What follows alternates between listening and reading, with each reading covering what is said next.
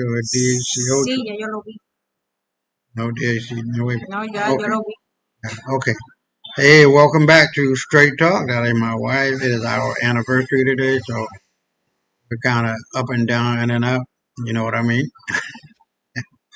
And it's going to be one of those. Yeah, like always. But times are changing. There's no time to play, no time to uh, guess, no time to think. It's time to do.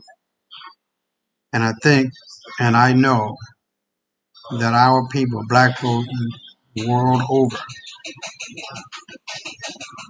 we're just ready to take on our mantle, to take on our crown, to take on our greater sense of justice. And that is what is going to happen. As of now, we have 12 days left before the formation and the acceptance and the rule for the United States of Africa. And that's a big deal. Mother Africa is awake. She's not going back to sleep. This white boy has destroyed this world we lived in, we are living in, and we're not continuing to live in anymore. Where justice is injustice, injustice is justice, bad is good, good and bad. That's not going to work. The black man and the black woman, we are the only one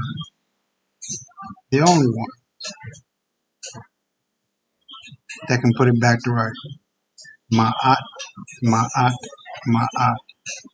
It's the balance of everything. And for that, I say, without a doubt in my mind, without it makes the beat of my voice, that this white boy doesn't have any gumption, any thought, any bone of morality to see that. It is a given that his whole life, their whole lives, the white boy and the white girl, is to kill and kill and kill and kill until the earth says enough.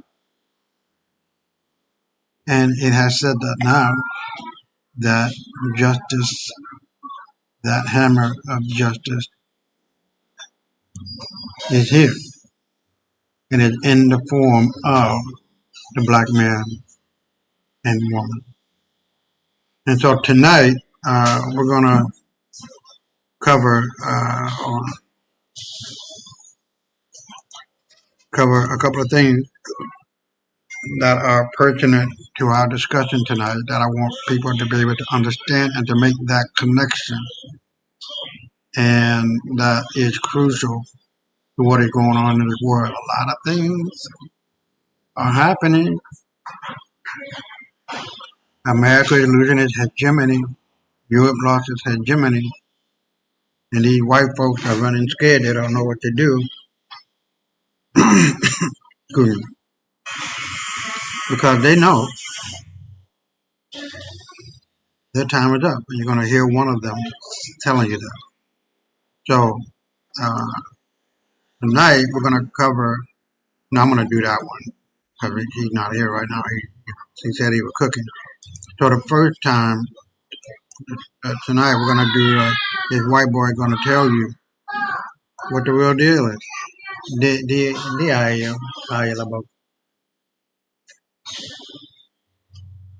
And so tonight we're going to go into what this white boy is telling his own people. What the deal is. 25 minutes. I might do 15 and 10. It really depends. I'll be right back. This is your brother Dana, and I'm coming to you from that place in one love. To you, my white, evangelical, conservative, Republican, Christian, Trump-loving family members, I have a couple things I need to share with you that will bring you some understanding of what lies ahead. See, you are not white family about to enter, as President Trump says, your golden ages. But in fact, you are at the end of the reign or the season of the Gentiles. So you are not about to enter your golden ages. That's over, that's done. But you are now entering the judgment of payback, according to Revelation chapter 18. Double given to you for the evil that you have portrayed upon others. Hold on. So what am I saying here to you, my white family? Get ready to experience Deuteronomy chapter 28, verse 66. It says, you will live in constant suspense, filled with dread both day and night, never sure of your life. See, for 400 years, we have placed our black brothers and sisters under just that. Constant fear of their life because of the injustices and the hatred that comes from you, my white family. So now that your season of the Gentiles is over, your reign is coming to an end, the Bible says you will receive double payment for all the evil that you have given out to our black brothers and sisters. See, that's why in the middle of the night, young lady. Hold on. I'm sorry.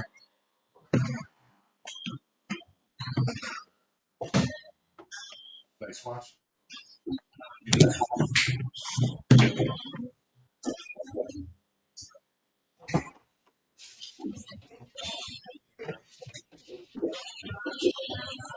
Swept away by a flood nobody saw coming. That's why sitting in church and sitting in schools, it is the white man that comes in and takes the lives away from your children. See, you will be repaid for all the evil that you have done. And it's not coming from the black man, it's not coming from the illegal alien, but it's coming from within you and the evil that you have lived out for 400 years. So get used to this new normal, white family. For the time of the Gentiles is over. And now you are about to experience what it's been like. Black woman underneath you.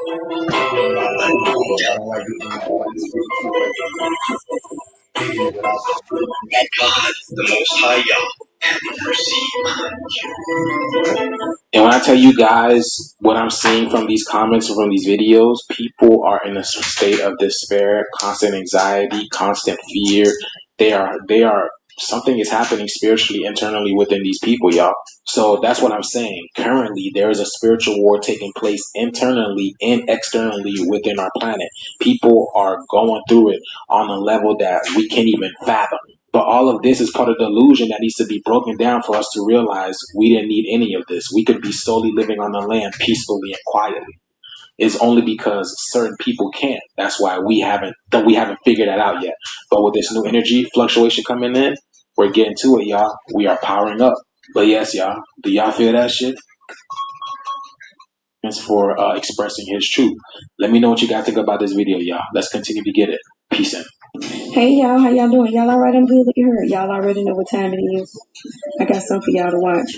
If I hear that beep again, I'm gonna cut off the little speaker guy. I don't know what the hell is going on, but I know that kind of irritating. So if it happens again, I'll cut it off. You just use the speaker on the computer. Sorry about that.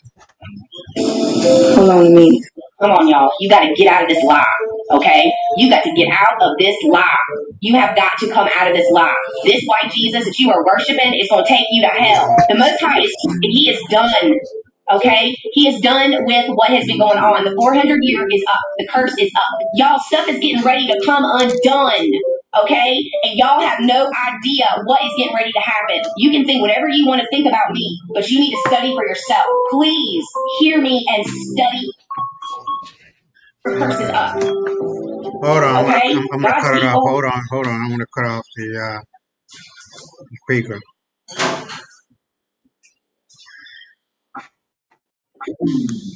Okay, so I'm just gonna use the regular speaker on my computer. Sorry about that. Most High has chosen the Hebrews, the blacks in America. Okay? We're about to see some power. Please wake up. Oh, in the name of Yahushua, wake up. Oh, I feel the Holy Ghost. Oh, hallelujah. Hallelujah. Yahusha is an alpha strong black man. He is a Negro. He is a Hebrew. I don't know what word you need to hear to understand who they are, but it is not me. I am not a chosen. You can get mad. It doesn't matter. This is how the Most High has done it. I'm a Gentile, and I know my place, but I'm called to tell all of these Gentile whites that I know that you are in the deepest deception that you have ever been in, and you have been in it your whole life. All right now. That's all right. All right. I love y'all. I hope y'all have a blessed day. Bye. Devastating news that our white privilege card has expired. That's right. Our 400 years is up. 1619 to 2019, we are living on borrowed time. And if you is the worst of the worst news I have for you, in fact, I've got some even worser news for you. Because not only has your white privilege card expired, you're going to need your black card now. And you can laugh all you want and say black card. Well, let me remind you, what happened to the Egyptians? You're right, they didn't have their black card. So they didn't know to put the blood of the lamb over the doorposts of their home so that when the angel of death, if you see what I'm saying, you understand why you need your black card. Remember those who cleave to the true chosen will be saved. That's your black card. Because the Bible says that the time of the Gentiles will come to a fulfillment. And you are the generation to see and witness the fulfillment. Luke 21:24.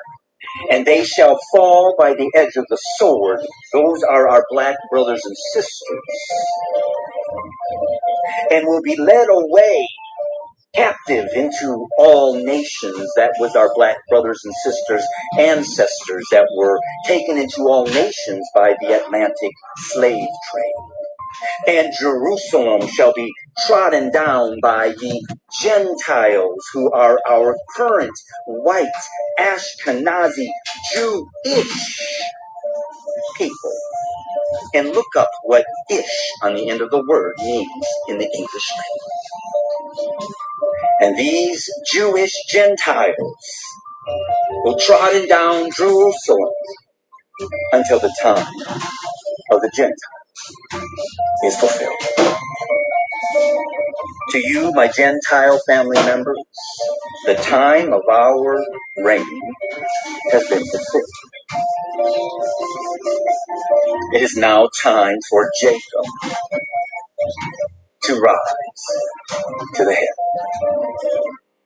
Our black brothers and sisters that we have held captive underneath white supremacy for more than 400 years, they are the real Hebrews of the Bible.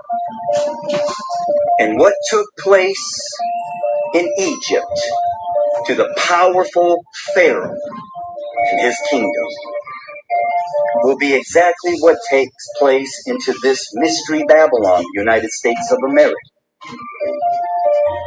As God, or the Most High God, comes to set his precious chosen children, our black brothers and sisters, the real Hebrews of the Bible.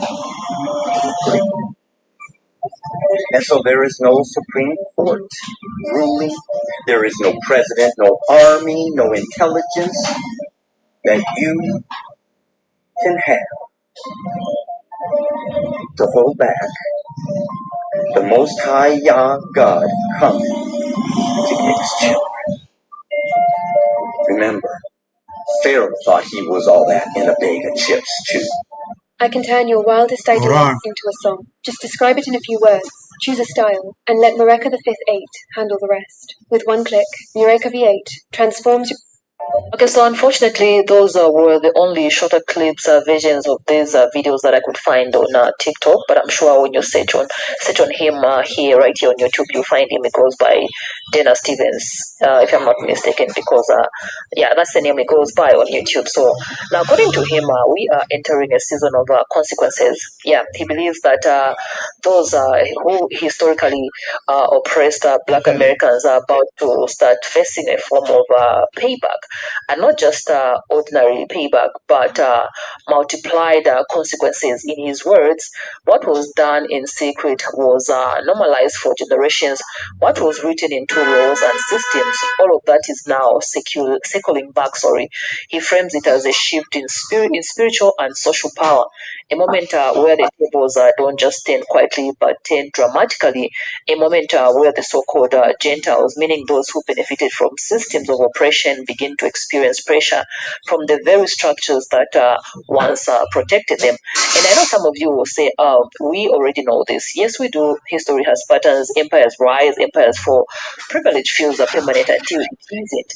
But there's something about watching people slowly realize that the golden era they were promised may not be what they thought it would be, because what we're seeing in America right now doesn't look like a golden age. It looks like tension, it looks like division, it looks like systems straining under their own weight. And for the first time in a long time, some white Americans are feeling insecurity, uncertainty, and instability in ways they would never have experienced before. And here's the deeper point about that brother Dana was making. This isn't necessarily coming from another race rising up. It's not simply an outside force. It's internal. It's the consequences of ideologies, okay, narratives and divisions that were cultivated for generations. When hate becomes cultural, when superiority becomes policy, when inequality becomes normal, eventually those seeds grow into something that affects everyone. Hate doesn't stay neatly contained. It doesn't only harm the intended. Why am I having difficulties pronouncing that word? It doesn't easily harm the intended target forever. At some point, it turns inward. Systems are built on imbalance eventually destabilize themselves. So when we say things are about to get hard, it's not necessarily talking about revenge, okay, in a cartoonish way. He's talking about consequences, social consequences, political consequences, spiritual consequences, and when power shifts, it really feels comfortable for those who once held it unquestioned. Okay, some people may even feel like the stability they once took for granted is sleeping. And when that happens, it forces reflection, it forces uncomfortable conversations, it forces accountability. And let me be clear, I forgot to mention this. Okay, I'm not celebrating anyone being harmed, okay? It's not about wishing suffering on anyone. It's about just looking at what is happening, observing, asking questions. What happens when a society built on inequality starts to confront itself? Because whether people want to admit it or not, America's history includes deep wounds, slavery, segregation, systemic discrimination. Those realities don't just disappear, okay? They bounce back, they echo, okay? And sometimes those echoes come back in unexpected ways. So when Brother Dana speaks about double payback, okay, he's speaking symbolically about the weight of accumulated injustice, about the idea that unresolved history doesn't just disappear, fade. It resurfaces, it come back. Okay, you know what they say about how it goes around, coming back around? Yeah. And again, I know some people will disagree. Some will say this perceptive, okay, perspective is dramatic. Others will say it's overdue. But regardless of where you stand, you can't deny that something feels different in the air. The confidence of yesterday that doesn't feel solid today. The promises of a golden age don't feel as golden, as convincing. Okay, and the comfort that once felt permanent doesn't feel guaranteed anymore. Whether this is a correction, a reckoning, or simply a cycle repeating, Time will tell. This video is for entertainment purposes only, by the way, YouTube. Okay, yeah, so let's just continue. Let's watch this last clip from this brother. Okay, and I'll come back at the end of this video to give my final 2 cents. Let's watch this. This is the Bible unlocked. The Gentiles cut off. Romans 11, verse 13. For I speak to you Gentiles, and as much as I am the apostle of the Gentiles, I magnify mine office. Paul is speaking to the Gentiles in this chapter. Gentile meaning someone from a non-Israelite heritage. So Paul says, I'm speaking to you Gentiles right now, as he's going on in this epistle. Romans 11, verse 18. Boast not against the branches. Paul says to the Gentiles, you natural Gentiles, boast not against the branches. Don't get lifted up with pride against the natural branches. But if thou boast, thou bearest not the root, but the root thee. Because the children of Israel didn't come into your covenant. You came into the children of Israel's covenant. The covenant was given to Abraham, Isaac, and Jacob, and the 12 tribes of Israel, not to Abraham, Isaac, Jacob, and the Gentile nations. You coming into our tree, we're not coming into your tree.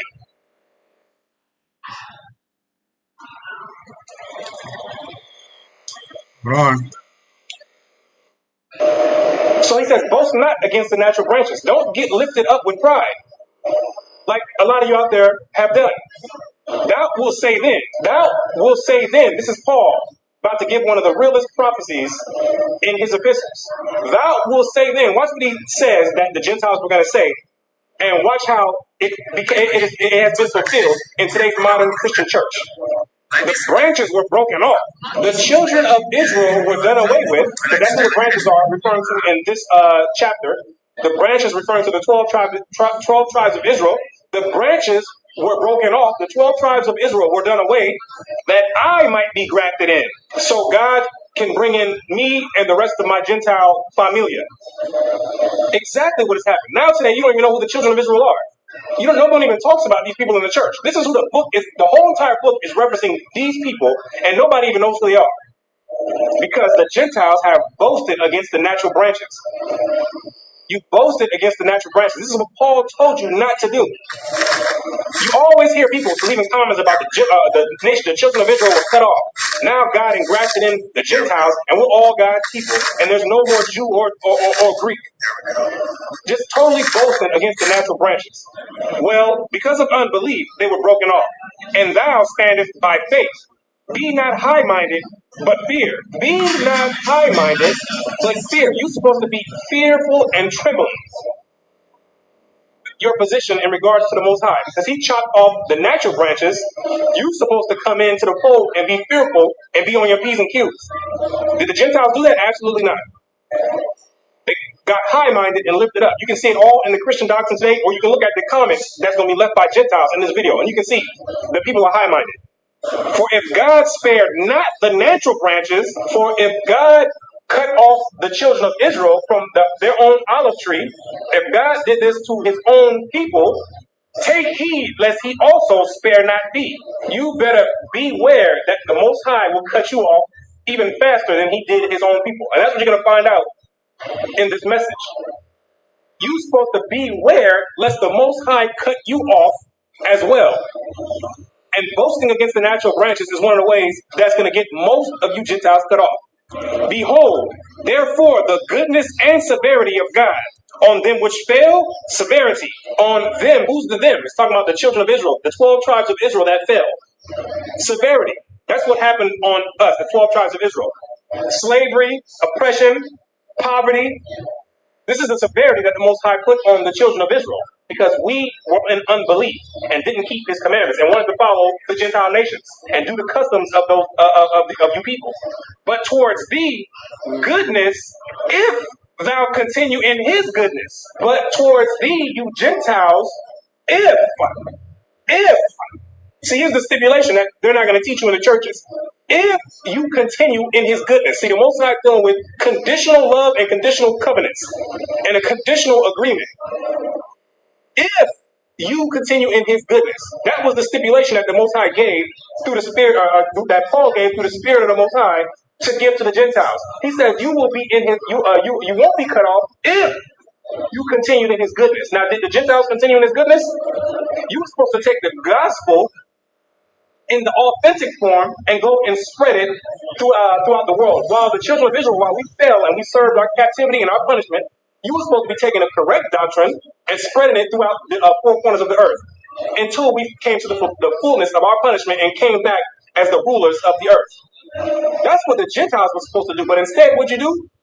You took the customs of your forefathers, paganism, and you amalgamated it with the Bible. Then you went with war, conquering different countries and pushing the Roman Catholic doctrine on people that you've enslaved. That's what the Gentiles did. So are you following or continuing in his goodness? Absolutely not. That's why Paul says this. Otherwise, thou also shall be cut off. And that's what you're going to find out is going to happen to the Gentiles.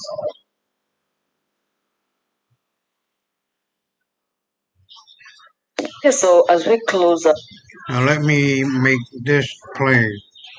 A lot of people, I'm not a Bible person, even though I am a Jew. I practice it not religiously, but to the point where I know I'm at peace. That's the whole point. It is not a religion, it is a philosophy that allows you to maintain balance. To me, the whole purpose of being a Jew is to help those to help themselves. That's the point.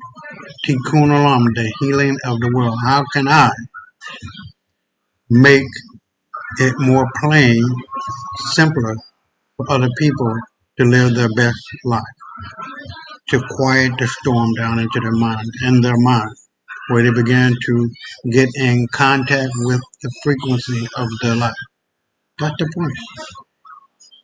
And so when I'm hearing all of this fluff and stuff,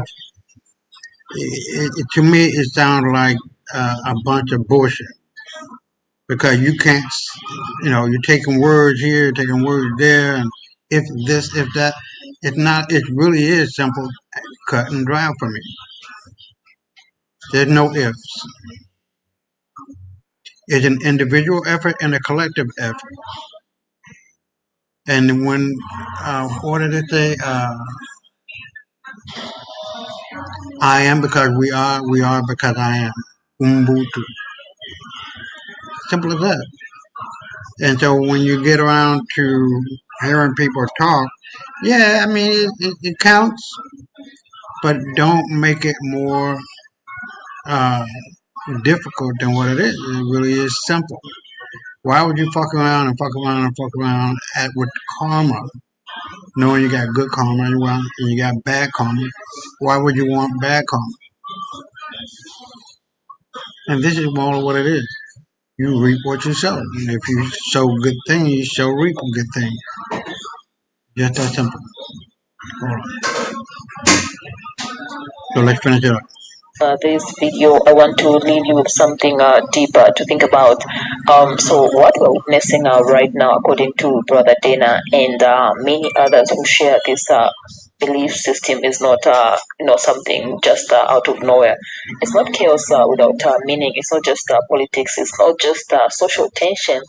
It is what it is, guys. A prophecy unfolding in real time. They believe it is time for the Gentiles to witness the rise of Jacob, the real Hebrews of the Bible.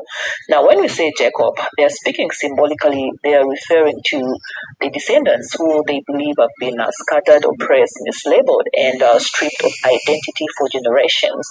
They believe the people who suffered under slavery, segregation, and systemic injustice are not just forgotten, not by history and not spiritually. So according to this perspective, what we have called power for centuries was temporality. What we have called dominancy was seasonal, and what we have called a golden age was, in their view, simply a chapter, not the whole story. And if that's the case, then what we are seeing now could be interpreted as a transition, because for a long time America has operated under systems that benefited one group more than others, economically, politically, socially, culturally. That imbalance was normalized for a long time. It was defended. It was institutionalized, and many people believed it would last forever. But history shows us something important: no reign lasts forever. And for those who hold this spiritual interpretation, they believe the reigning of what they call Mystery Babylon, a symbolic system representing corruption, exploitation, and moral decay, has reached its expiration date. They believe the era where Gentiles' power ruled uncontested is coming to an end. Now, whether you agree with that or not, it is your choice. This is a perspective, a belief system, a prophetic interpretation of world events, but you cannot deny that something is shifting. Like, it is in the air. You feel it. I feel it. I mean, this is all over my people, my YouTube family. The confidence that once defined Western dominance feels less stable. The moral authority once projected globally is being questioned. The institution was once trusted without hesitation at facing security scrutiny. And when shifts like that begin, people start asking bigger questions, deeper questions about identity, power, and destiny. Those who see themselves as Jacob, as the true Hebrews, believe this is their, awakening. 75% off. 2 bonus guides, tracked delivery. What's Hold not to on. think about? It's a spiral bound. This is their time. They're rising, not necessarily through violence, not necessarily through revenge, but through revelation, I'm through gonna truth, eat. Hold on. through reclaiming identity and understanding who they truly believe they are spiritually. Because according to that belief system, you cannot oppress a people forever without consequences. You cannot rewrite identity forever without resistance. You cannot build systems on inequality forever without instability eventually showing up. And if what we are seeing, is the unraveling of something old, then perhaps it is also the birthing of something new. For generations, hate was taught, superiority was taught, division was taught, and such ideas taught, which were taught long enough, they became culture. And when culture becomes law, it becomes structure, and when structure is built on imbalance, it eventually collapses under its own weight. That's the argument being made. Yeah, that is not an outside force destroying anything, but an internal reckoning that the seeds planted generations ago are now bearing fruit, and the fruit does not discriminate, and that fruit does not discriminate. For those who believe in prophecy, this is the moment where the hidden becomes revealed, where the last becomes first, where those who are marginalized begin stepping into visibility. Again, this is not about celebrating anyone's hardship. It's not about wishing suffering on anyone. It's about recognizing that history moves in cycles. Power shifts, empires fall, identities are reclaimed, and if the reign of that what they call Mystery Babylon is ending, then what follows? In their belief, my belief is the rise of Jacob, the rise of people who believed they were chosen, scattered, oppressed, and now awakened. Now, you may agree, you may strongly disagree, you may see this as spiritual truth, you may see it as symbolic, but one thing is clear: conversations like this are happening more openly now than ever before, and that alone tells you something is changing. So the question becomes, are we witnessing the end of an era or simply the transformation of one? I'll let you decide, guys. And as always, this video is for entertainment purposes only. Let me know your thoughts in the comment section down below and subscribe. If it's your first time to be on this channel, I'll definitely see you in my next video. Stay peaceful. Okay. So now we're gonna go on down the road here and kick this little bucket and see where we're gonna go. So right now my boy ain't got here yet. He's here, but when he comes on, we're gonna play his video, and we'll take it from there on. So what we're gonna do, we're gonna just splice in a little bit of history that is factual, that not too many people know about. There's a second part to this, And I don't want to go into it, but you can see it later once we're done to where that is, right? So the first video is called Black First Ladies of the United States, Part 1. Pay attention, please. You don't miss any new interesting videos. All right, so let's get into it. This video is titled Black First Ladies of the United States. I'm going to show you that these brown women were considered extremely beautiful and they were highly sought after.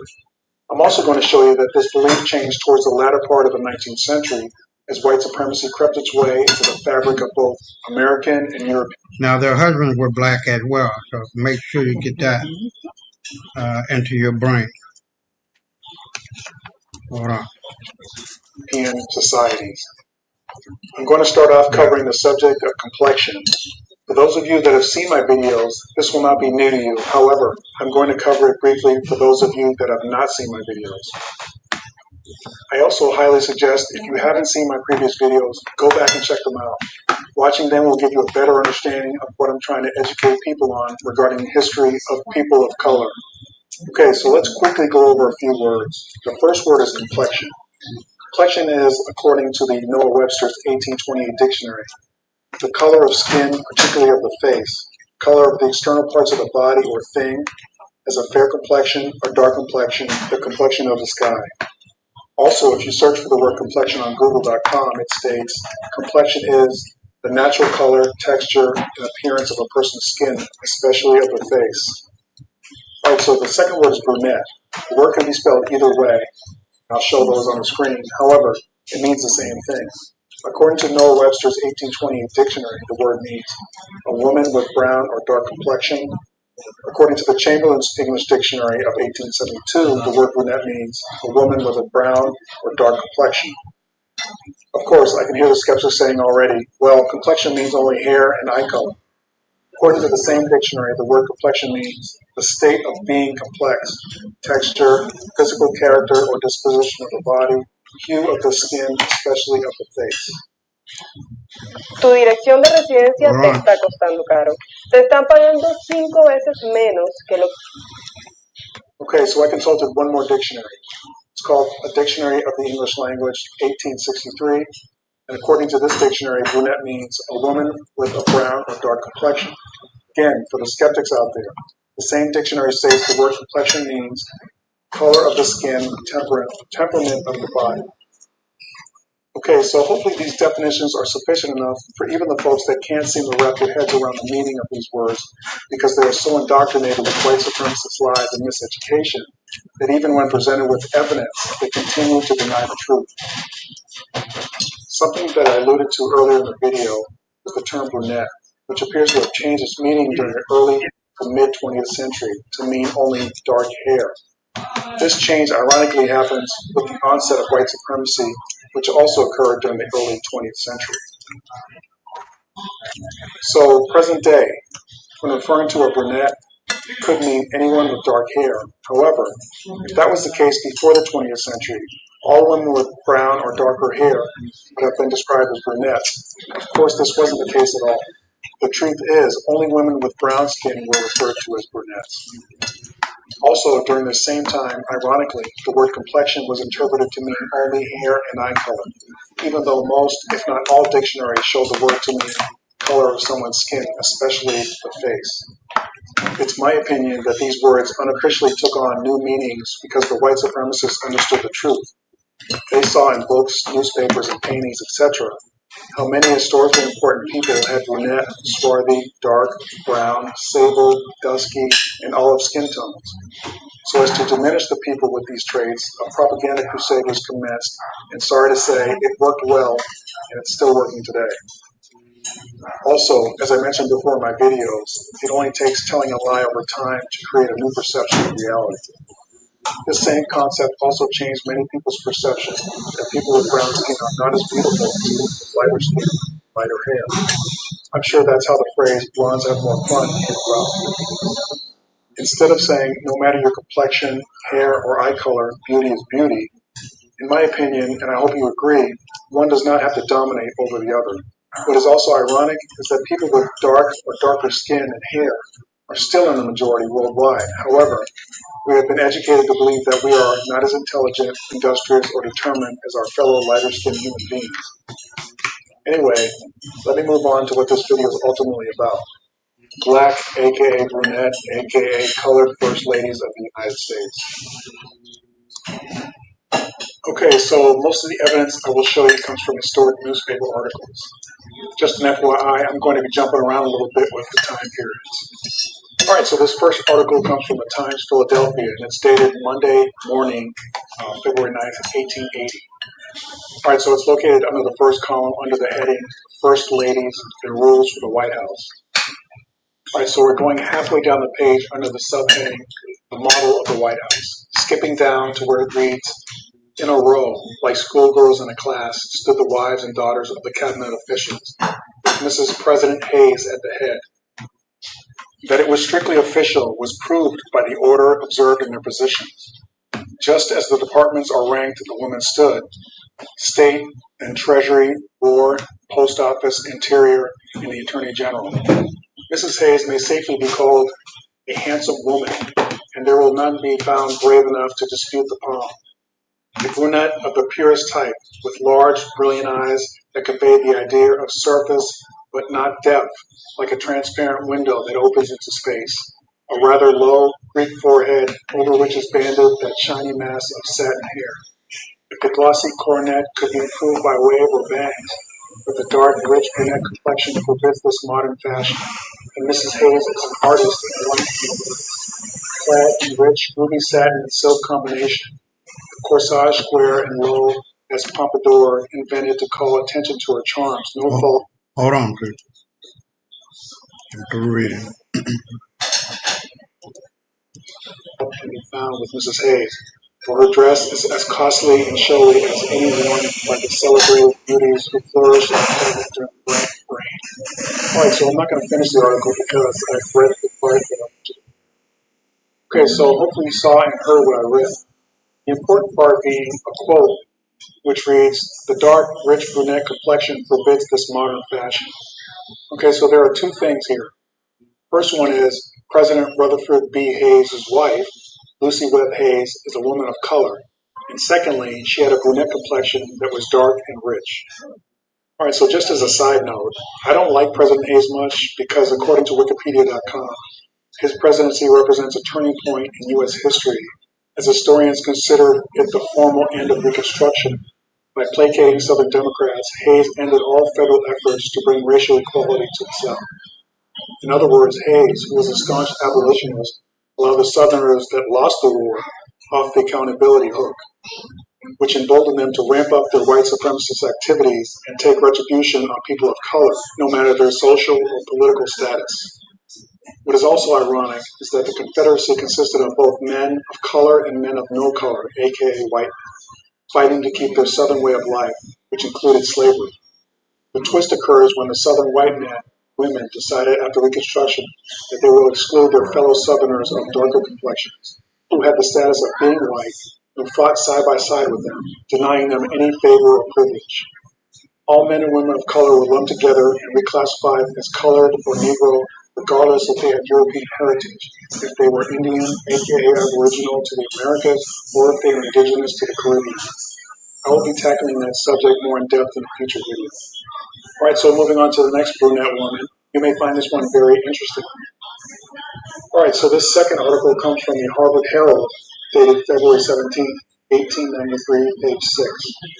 This article is titled The Washington Family. Alright, so I'm going to start reading where it states, Martha Dandridge was a beautiful and a Virginia belle. When at 17, she married Daniel Parke Custis. Of her 4 children, 2 preceded their father to the tomb, and when the widow Custis married George Washington in 1759, she had but a son and a daughter. History gives us a few exquisite glimpses of the home life of Washington for the next few years. He and his wife were very nearly of the same age, both born in 1732. Both were wealthy, refined, and of the highest standing among the Virginia contemporaries. Washington loved the 2 children of his own. There was nothing to mar their domestic life. But in 1773, Martha Parke Custis died, and Washington was long affected with a strange restlessness. Indeed, his domestic life never again seemed so calm till after the Revolution. Martha was sometimes called the Dark Lady or Dark Beauty because of her brunette complexion, but she was both beautiful and amiable. All right, so that's the part of the article that I wanted to read to you. Let's see if you caught these three facts. First one being President George Washington had no biological children. I didn't realize it. The second one was that Martha Washington was sometimes called the Dark Lady or Dark Beauty because of her brunette complexion. Let that sit with you for a second. Presently, calling someone dark anything is considered a negative term. However, back in the 1700s, Dark Lady and Dark Beauty was a compliment. Why? Because most women were a shade of brown, especially the elite. All right, and then the third is that President George Washington's wife, the First Lady, was a woman of color. I want you to know that I found 14 different newspapers from all over the country that carried the same exact story. Why then haven't I heard about this obvious trait she possessed? Has there been a more famous president than America's first president, George Washington? Did this fact just slip historians' minds? Wake up, folks. Look at this picture of Martha Washington, okay? Does she look like a dark lady, a dark beauty, a dark anything? All right, so something that I want you to realize and take away from this is that white supremacist revisionist history not only represents false information, it also excludes information to keep you ignorant. The more you stay home, the less you want to leave. And the more you stay, the heavier everything feels. Okay, so this next article comes from the Times Philadelphia, dated October 17th, 1887, page 2. And the title of this article reads, Mrs. Cleveland's Gown, and the taste of the President's wife in reception dresses. All right, so we're going to skip down to the fourth paragraph, which reads, about the end of the month, it is not improbable that Mrs. Cleveland will indulge in a shopping and dressmaking expedition to New York. She has several fine, new, and expensive toilettes in mind. Her dresses of last season were from her French trousseau, which were then in good style and new to the public eye. Among these, the chef de jour was her white satin-trained bridal costume, which gave her a peculiar, fresh, innocent, and queenly appearance. Her other becoming dress was a rich ruby velvet, which gave her brunette complexion a richer shade. A very elaborate black dress and train with beaded lace was perhaps the least becoming. An elegant gray gave the distinguished lady also a very beautiful appearance. All right, so two things stand out here. The first one is that Frances Cleveland had a brunette complexion that was made richer by wearing rich ruby velvet. And then the second thing that stands out is President Grover Cleveland's wife, the First Lady, was a woman of color. All right, so just as another side note, many of these articles that I will be presenting to you in this video were carried in multiple newspapers throughout the country at the time that they were published. You know, you should ask yourself, if he can find these articles this easy, why can't historians and PhDs do the same? And the answer is, they can and they have. They just don't want people to know the truth because Pandora's box would open and yeah, the truth might mentally set us free. All right, so let's take a look at the next article, which comes from the Boston Daily Globe, dated May 5th, 1876, page 3. All right, so located in the first column, all the way down at the bottom, the title of this article reads, Mrs. Secretary Taft's Popularity. All right, so this article goes on to read, Mrs. Taft has assumed the duties of her new position as the wife of a cabinet officer being at home to visitors on Wednesdays. A week ago, she held her first reception, assisted by the wife of General Marcy. The Secretary of War and his wife were then at the Arlington, but this week they have removed to the Evatt House, and Mrs. Taft received in her parlor at the hotel yesterday. She is a lady of dignified but courteous and even genial manner. There is a warmth in the grasp of her hand as she cordially welcomes a visitor, which the expression of genuine sincerity in her face would lead one to expect. She is tall, has a sufficient embodiment to become her height. Her clear, ruddy brunette complexion, dark hair, and beaming dark eyes at once impress strangers favorably, and her conversation and manner confirm the pleasant impressions. Okay, so first off, Mrs. Helen Herron Taft, at the time of this article, was the wife of Secretary of War William Howard Taft. who we all know went on to become U.S. President number 27 in 1909. Okay, again, two things stand out to me here. First of all, Mrs. Taft was a woman of color that possessed a ruddy brunette complexion. And secondly, she became First Lady of President Taft, the 27th President of the United States. All right, so you may be saying to yourself, well, the article mentioned that she has a ruddy brunette complexion. So to clarify what color ruddy and brown looks like, I consulted Google, and here's what it looks like. To me, it looks like a reddish-brown color. And just like the word ruddy means reddish, and of course brown is brown. So when you put the two together, it's like a coppery reddish-brown. All right, so let's take a look at this next article, which comes from the Lamar's Sentinel, dated April 20th, 1882, page 8. All right, this one is located in the fourth column, all the way down at the bottom. All right, so the title of this article is Notes of News. All right, so it goes on to read, speaking of the White House, Lad and Lassie, a Washington correspondent says, Nellie Arthur is a dark-eyed girl of 10, with brunette complexion and very dark brown hair, worn short. The president's children do not resemble him except in the color of their eyes, they being dark brown without being black. Alan Arthur's eyes possess a dreamy softness that would be noticed if he were the son of a beggar, instead of the only son of a president. Well, as you saw and heard, President Chester Arthur's daughter had dark eyes, brunette complexion, and very dark brown hair. Obviously, these are all three distinct categories. You'll also notice that the correspondent stated that the children did not resemble their father, except in eye color. This leads me to believe that his son, Alan, also had a brown complexion. And this also implies that the First Lady, Nell Arthur, probably had a brunette complexion, because if you didn't get the complexion from Dad, obviously you got it from Mom. All right, so moving right along to our next article, and this one comes from the Boston Daily Globe, dated January 22nd, 1881, page 6.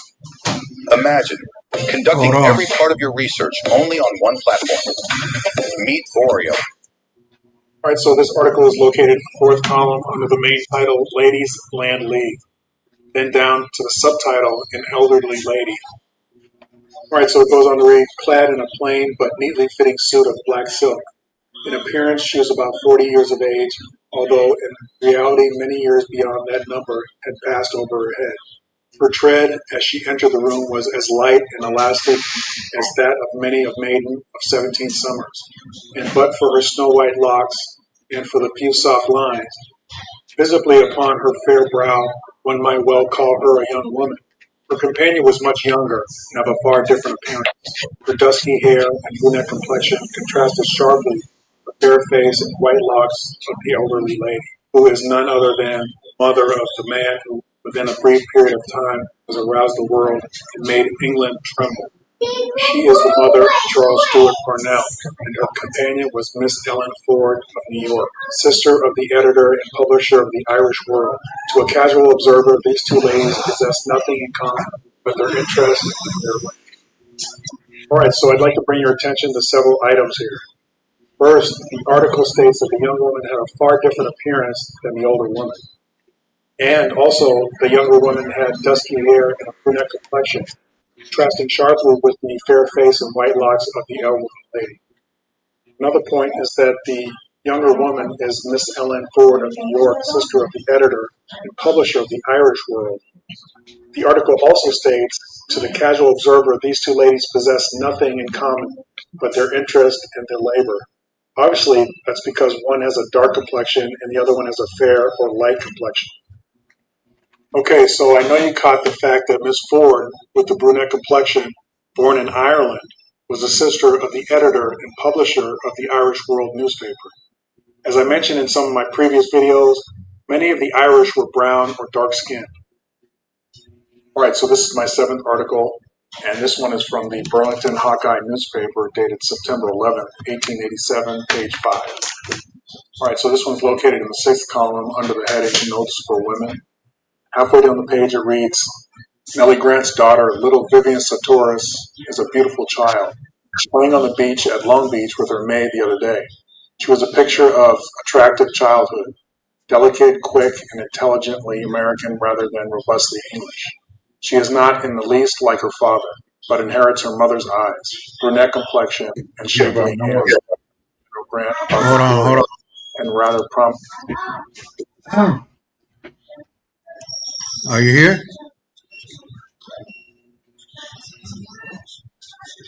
Sorry, Isaiah. I got the mic on. I'll be on in a minute. Okay. All right. Cool. Years. Mrs. Sartoris dresses her with great taste, and the child is an unaffected, happy-looking creature. I saw a pretty incident, by the way, before I took my eyes off her. A lady with 2 children a little younger than Vivian, chubby creatures both, passed near the child and said something to her, little people which evidently interested them very much. The tots looked at each other and ran up to General Grant's granddaughter and emptied treasure stones and shells they had picked up in their walk into a dainty straw basket that she carried.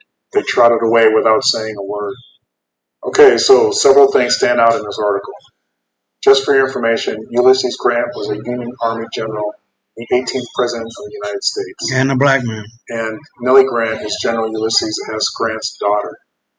And then little Vivian, who is Nellie's daughter, is not like her father, but inherits her mother's eyes, brunette complexion, and shapely hands. Vivian also has a hint of General Grant about the forehead and ears. Also, both General Grant's daughter and granddaughter are women of color. So, if Nellie had a brunette complexion, it stands to reason that General Grant or his wife also was a person of color. Well, hey, let's find out which parent it was. If you guessed First Lady Mrs. Julia Dan Grant, you are correct. All right, so let's quickly look at an article that reveals the First Lady's complexion.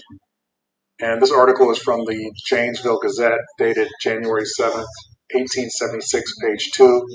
And this article starts off on the first page, where it's describing a White House reception, and then it goes on to the second page, of course, down to the third paragraph, first column, and it reads, Mrs. Grant wore black velvet over a canary-colored silk underskirt made and trained. The velvet reached to the bottom of the skirt, front and back, and cut up almost to the waist on the sides, leaving the silk-like side gores in the velvet, the latter trimmed with heavy black lace.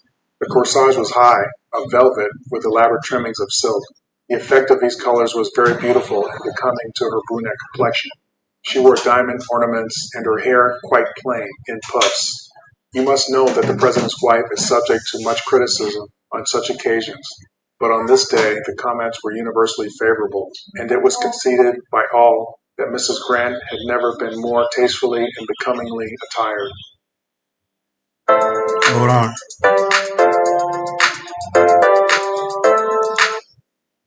All right, as you heard and saw, the writer states, and I quote, the effect of these colors was very beautiful and becoming to her brunette complexion.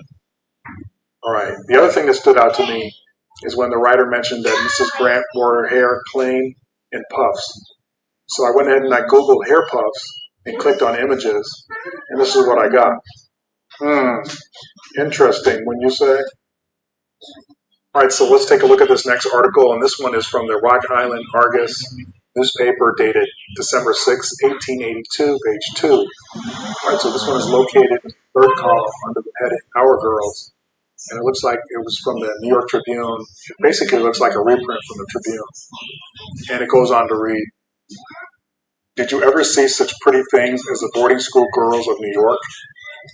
They sally out to walk every afternoon, rosy with the strong airs of this low, nice island, demure as nuns and representatives of all places. But the native New York types prevails with its brunette skin, gray eyes, height of figure, almost manly countenance and carriage, and well-turned feet. Philadelphia girls have gentler, more submissive faces. The Boston girls have more beads in their skin and culture in their scrawn. The Baltimore girls have lost their old reputation. Prettier faces are now seen in Washington. Beauty in the West is very poorly organized and too corn-fed, but there is a thing called style about these Manhattan belles which makes every one of them the model for a goddess of liberty. All right, so looking at this article, I can glean several important things. First of all, it's 1882, and they're speaking about a major metropolitan area of our country. And the author obviously feels strong ties to his city. He refers to these girls as the native New York type, like they are the standard of beauty. he describes these prototype girls as having brunette skin and gray eyes. At the end, he says, but there is a thing called style that these Manhattan belles, which makes every one of them the model for a goddess of liberty. And just for clarification, the word belles, I looked it up according to Google Dictionary. It means a beautiful girl or woman, especially the most beautiful at a particular event or in a particular group. All right, so I'm just trying to show you here that women with brunette complexions, aka brown complexions, were highly sought after. All right, we're getting down to the end here, and this article here is from the Chicago Daily Tribune, dated April 12, 1874, page 6. All right, and it goes on to read, the New York Sun says the First Universalist Church of Jersey City have called the Reverend Phoebe A. Hannaford to preach for them for 3 years. She began her labor yesterday. She has taken a house in Summit Avenue, and on the 1st of May will fit up and throw open the hospitable doors of her personage. Reverend Phoebe A. Hannaford has a son in college, a daughter of 11 years who lives with her, and a husband who is a physician in Boston. She has a clear voice and a distinct articulation, is thoroughly feminine, yet preponderantly intellectual. She is of medium size, has rich brown hair and eyes, broad forehead, and a brunette complexion. In the pulpit, she has the firm attitude, free gesture, and fluent delivery of a practiced speaker. Okay, so what can we learn from this article? First of all, this is a woman that was an established reverend. Second, she had a son in college and a husband that was a physician in Boston. She was of medium-sized, rich brown hair and eyes, broad forehead, and a brunette complexion. I like to hammer home the point that brunette is a skin color, not generally used to describe hair and eyes. The writer mentioned that she had rich brown hair and eyes and had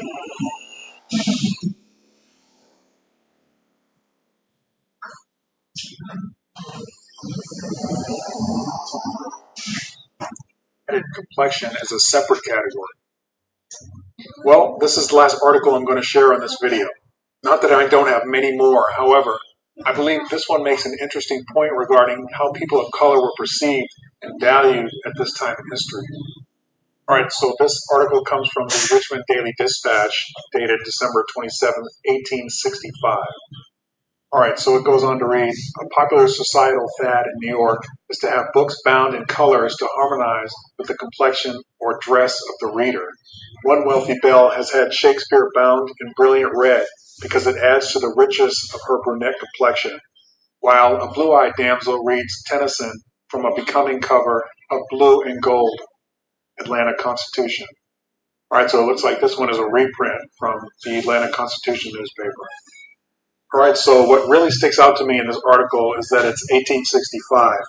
The South has just lost the Civil War, and according to present historians, Southerners were not too happy with brown-skinned people at that time. Again, I mentioned present historians say this. Yet this article speaks about a wealthy belle who coordinates her book covers to complement the richness of her brunette complexion, aka brown complexion. Remember, I find this intriguing because this newspaper article was printed in the South in 2 Southern newspapers. If we were going to believe current historians, what would Southerners, right after the Civil War in 1865, care about brown women of wealth matching their complexions to coordinate with their book covers? Something just isn't right if you believe the history that we've been given. Daughter's wedding is in a month. I don't want us to look like Beauty and the Beef. Darling, relax. We have plenty of time. So I want to reiterate what I've been preaching in my other videos. People with brown skin prior to the early 1900s were not ostracized. They were the norm, and they were considered beautiful. And also something else that I've said previously is that many brown-skinned people were considered white because they had European lineage. What's funny, but not funny, is that now while researching for the last few years, there are articles that explain and theorize that maybe early Europeans had dark skin, like the Cheddar Man articles and a few similar articles. Now I'm seeing websites regarding Caucasians and how Caucasians generally have pale skin, but they can also have yellow or brown or dark brown skin. What I believe is happening is that white historians and non-melanated researchers are realizing that people are finding the real historical information in books, journals, newspapers, and other sources and broadcasting the information for all to see. They have to now come up with a new spin on the white race to include people of color. Otherwise, the fake, misleading historical lies will be exposed. What a pathetic and cowardly excuse to keep the racist revisionist history going. If there were these brown-skinned Caucasians that some are claiming now, where are they depicted in paintings, photos, engravings, etc.? The brown-skinned people in history I'm telling you about and showing you evidence of were the first ladies of presidents and the wives of important men. These women were not second best. They did not play second fiddle. They were not only chosen by their husbands, but in the case of these first ladies, they were also chosen by the American people. These women, like the brown-skinned women you and I know today, are not called people of color, blacks, or African Americans.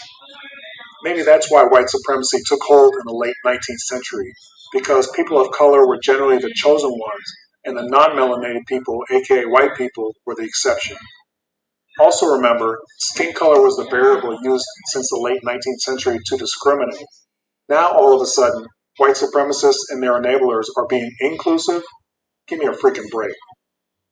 So anyway, I really hope you are genuinely surprised with some of the revelations that I shared in part 1 of this video. Part 2 of this video will be coming soon, and it will cover beautiful brunette women of Europe. There will be some definite shockers in that video as well, so stay tuned. Hey, if you haven't subscribed, please click the subscribe button and the notification bell so you don't miss any upcoming videos. All right, so we're gonna pop on over here and talk to my boy Elias. What's going on, man? What's going on, brother Willie? I appreciate you being here. Yeah, man, I'm here, brother. Thank you, man. Thank you for having me, man. You know, just another day in the life. We all know that the original people. This is totally indisputable at this point. We all know that the first people of this earth were black, wherever you are in the world. And I've said this on the show previously that he, and you know who I'm talking about when I say he, likes to hide us in time and space. So, with that said, what I mean by that is this. They'll talk about Etruscan history, not telling you that the first people of what is now known as Italy were the Etruscans, who were black people. They'll talk about the Olmecs and not talk about the complexion. This is the first word that the brother brought up. So don't say I'm making this up. We all know the Olmecs were dark-skinned black people. They weren't Siberians who went to Mexico and got dark there because it's so hot down there. They were black people. They didn't tan to get to that conclusion. Whether they emanated from Mexico, what is now known as Mexico, Africa, wherever they came from, they were black when they got there, and they were black when they allegedly disappeared. Okay. So this is just reiterating that we are the first and we're going to be the last, and there's nothing else to that. Case closed. Okay. So what do you think about the few parts of the video of the first lady with being black? What does that mean to you, and how does that sound? Okay. So if we're going to take it from the woman's perspective, you know, when it comes to looks and so on and so forth, we have to understand something. Makeup was made for white women. Most white women before maybe the 70s. No, let's go further than that. Before the well, let's go even further than that. Until about 10 years ago, most white women wanted to be slim with big titties. Now they all want asses. They exercise and doing squats to make their asses fat, getting BBLs too. It ain't just black women getting BBLs. And all these things to appear like black women after Kanye's ex-wife, Kim Kardashian, was on that cover of Vanity Fair with, you know, naked after she just got her BBL. Right. She's been around a while. So we all know before that, she didn't have a flat ass necessarily, but, you know, she didn't have a sister ass. Now that's, you know, every woman and most white women want that. You know what I'm saying? Because it shows curvature. It shows that you're not a man or some flat pasty, white chick. You're vivacious and vibrant, and men desire those things because it differentiates you from a man. Right. Back in the days, the white women, in order to compete with black women who were naturally curvy, had to wear what's called bustiers, and it was a dress that where the ass flared out. Another word for it, something similar, not the same. Another word for it was petticoat. We're all familiar with these terms, whether we know what they are or not. So you can look these things up and see what it is in actuality when you do your research on your own independent searches and so on and so forth. We always have been the standard and always will be. And with that, I yield. Okay, all right, I can go along with that one.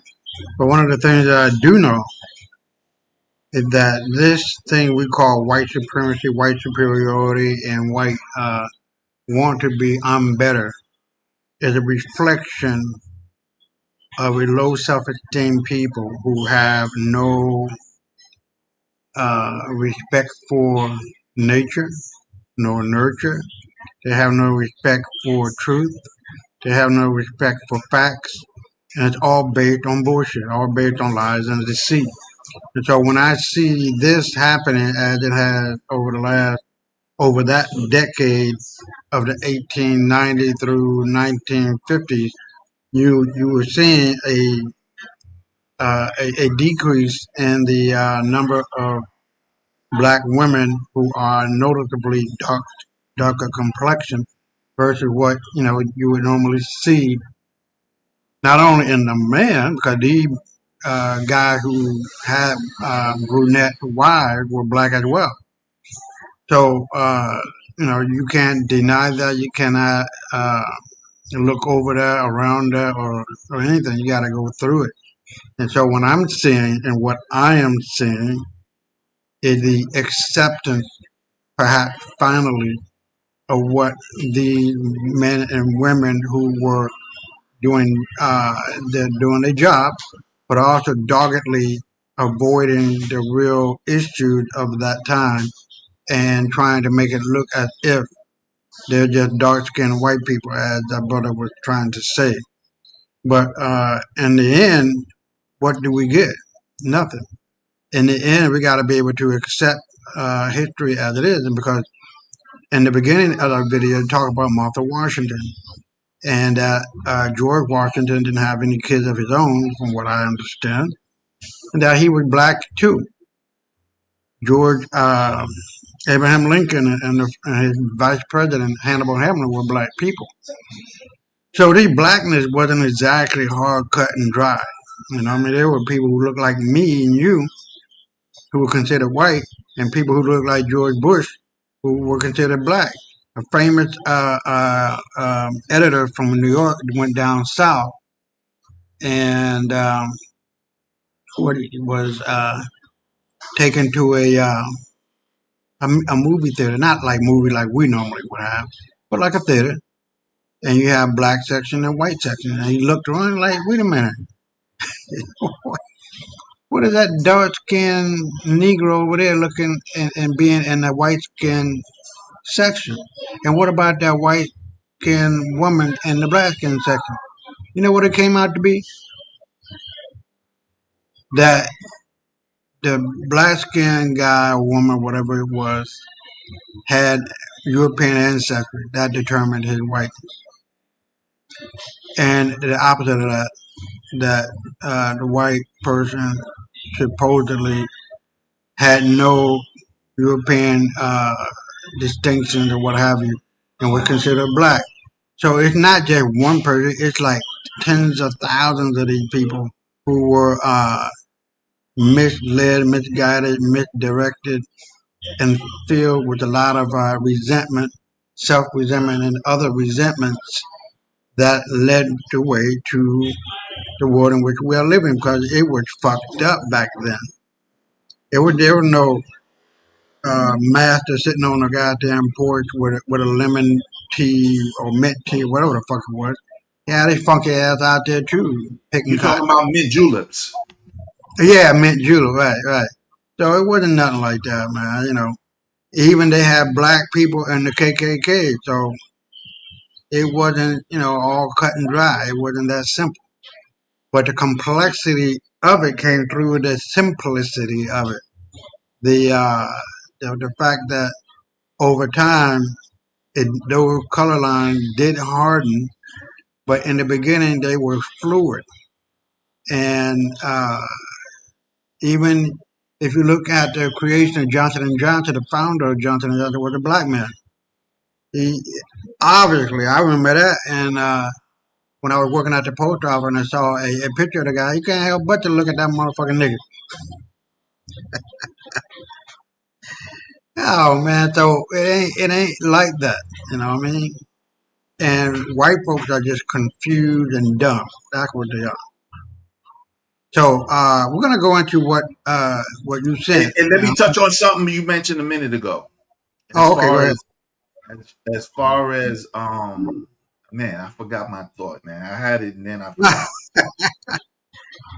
So you bring it up. When you do, just I get back. Go to the next clip, bro. Okay. Now this is the one that you sent me, and I concur with. There's a lot of secret shit going on that people are hiding with the Epstein files and this file and that file and this bullshit and that bullshit. So we're gonna get into it, and it's a 15-minute long. We're gonna let it run. Federal agents stormed through the operational corridors of Detroit Metropolitan Airport, their target singular and shocking. The airport director's private office. This wasn't a routine inspection. This was the culmination of months of investigation to what would become Michigan's most significant narcotics infiltration case in modern history. The woman who betrayed Michigan, Evelyn Markham, 46, had climbed the ranks of airport administration over 15 years, earning respect and trust from colleagues, city officials, and federal partners alike. Her office, decorated with achievement plaques and commendations, seemed the embodiment of public service excellence. Behind that carefully constructed facade lurked a far more sinister reality. When FBI and Department of Homeland Security operatives entered her workspace that cold November morning, what they discovered defied every assumption about airport security. 3 encrypted hard drives sat prominently on her desk, containing digital breadcrumbs that traced directly to the Cartel de Jalisco Nueva Generación, one of Mexico's most dangerous criminal organizations. Nearby, investigators found approximately $72 million in cash, systematically organized and ready for distribution. The evidence grew more damning. Dozens of restricted access identification badges, each granting entry to the most sensitive areas of the airport, were discovered in her possession. These weren't issued to legitimate airport personnel. Background checks would later reveal that many belonged to individuals with direct connections to CJNG operations, building an empire from within. The scope of Markham's operation became clearer as federal auditors reconstructed 4 years of aviation records. She had systematically approved 46 late-night cargo flights, each bearing telltale signs of criminal activity, manifests that made no logistical sense, weight calculations that violated basic physics, and routing patterns that aligned perfectly with known CJNG air corridors stretching from Guadalajara to Detroit. Her masterstroke involved embedding operatives throughout the airport's operational structure. 18 individuals, many using fabricated identities and none possessing genuine qualifications, placed in positions granting access to cargo zones, security checkpoints, and maintenance areas. These weren't random hires. Each placement was strategic, designed to create a seamless pathway for contraband moving from aircraft holds to ground transportation. The distribution network extended far beyond the airport perimeter. Investigators traced shipment routes to shell companies operating across Michigan's urban centers, Detroit's industrial zones, Ann Arbor's commercial districts, Flint's warehouse complexes, and Grand Rapids trucking hubs. Each link in this chain served a singular purpose, moving CJNG narcotics deeper into American communities. Quantities were staggering. Federal tracking confirmed that Markham's network facilitated the movement of 2.9 tons of methamphetamine, 1.4 tons of cocaine, and 450,000 fentanyl pills. Additionally, more than $127 million in drug proceeds had been laundered through seemingly legitimate airline consulting accounts, businesses that existed only on paper but moved very real criminal profits. A family business.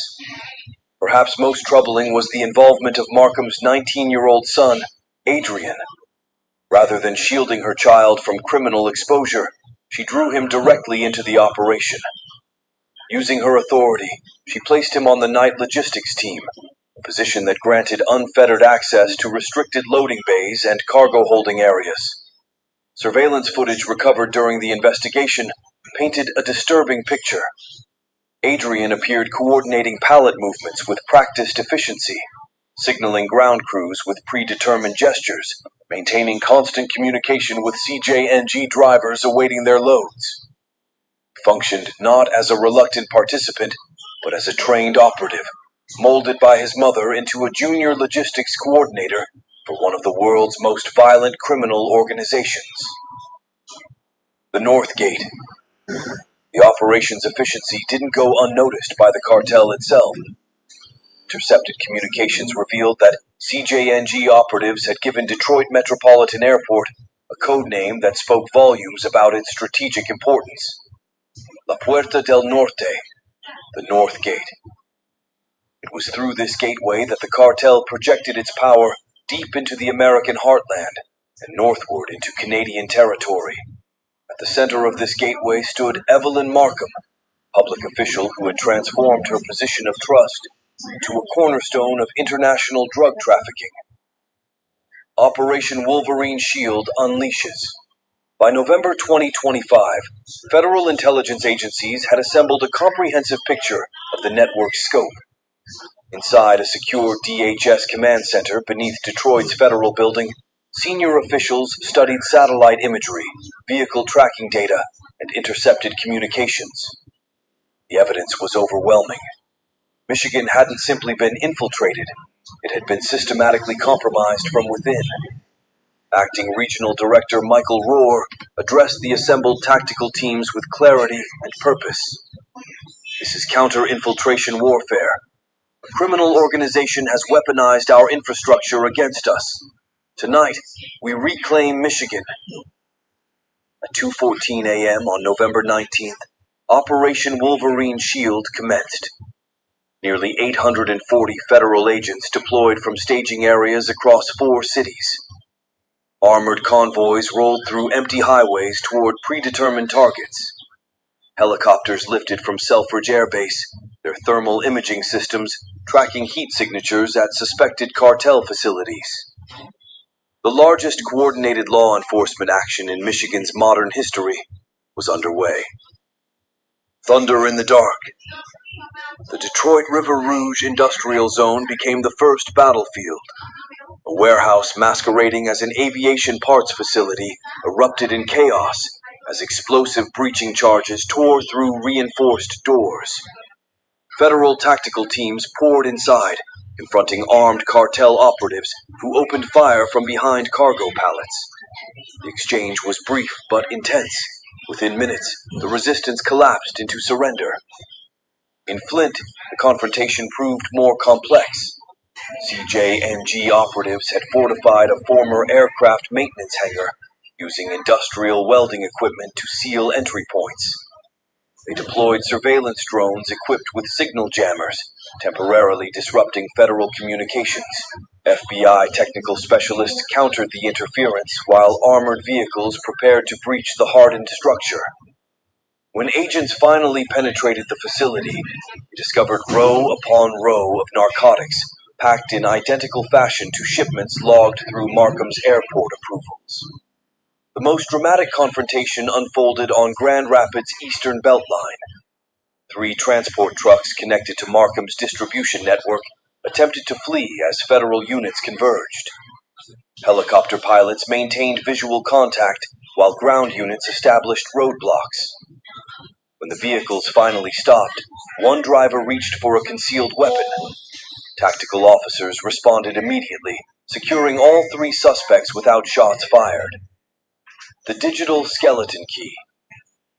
As dawn broke across Michigan, the physical raids gave way to digital forensics.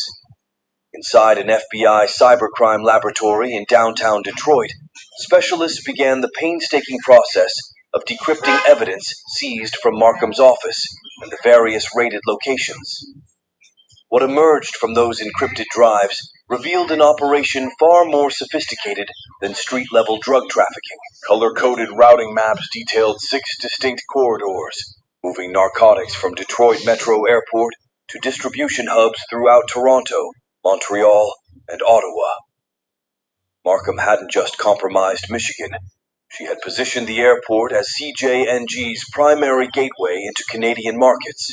Financial analysis uncovered an elaborate money laundering scheme disguised as aviation industry consulting. More than $127 million had been processed through 5 fabricated maintenance companies and several non-profit organizations registered in Ann Arbor and Grand Rapids. One particularly brazen scheme involved 19 separate charitable donations that were systematically redirected to cartel-controlled accounts in Guadalajara. The most chilling discovery came from a folder labeled Nexus.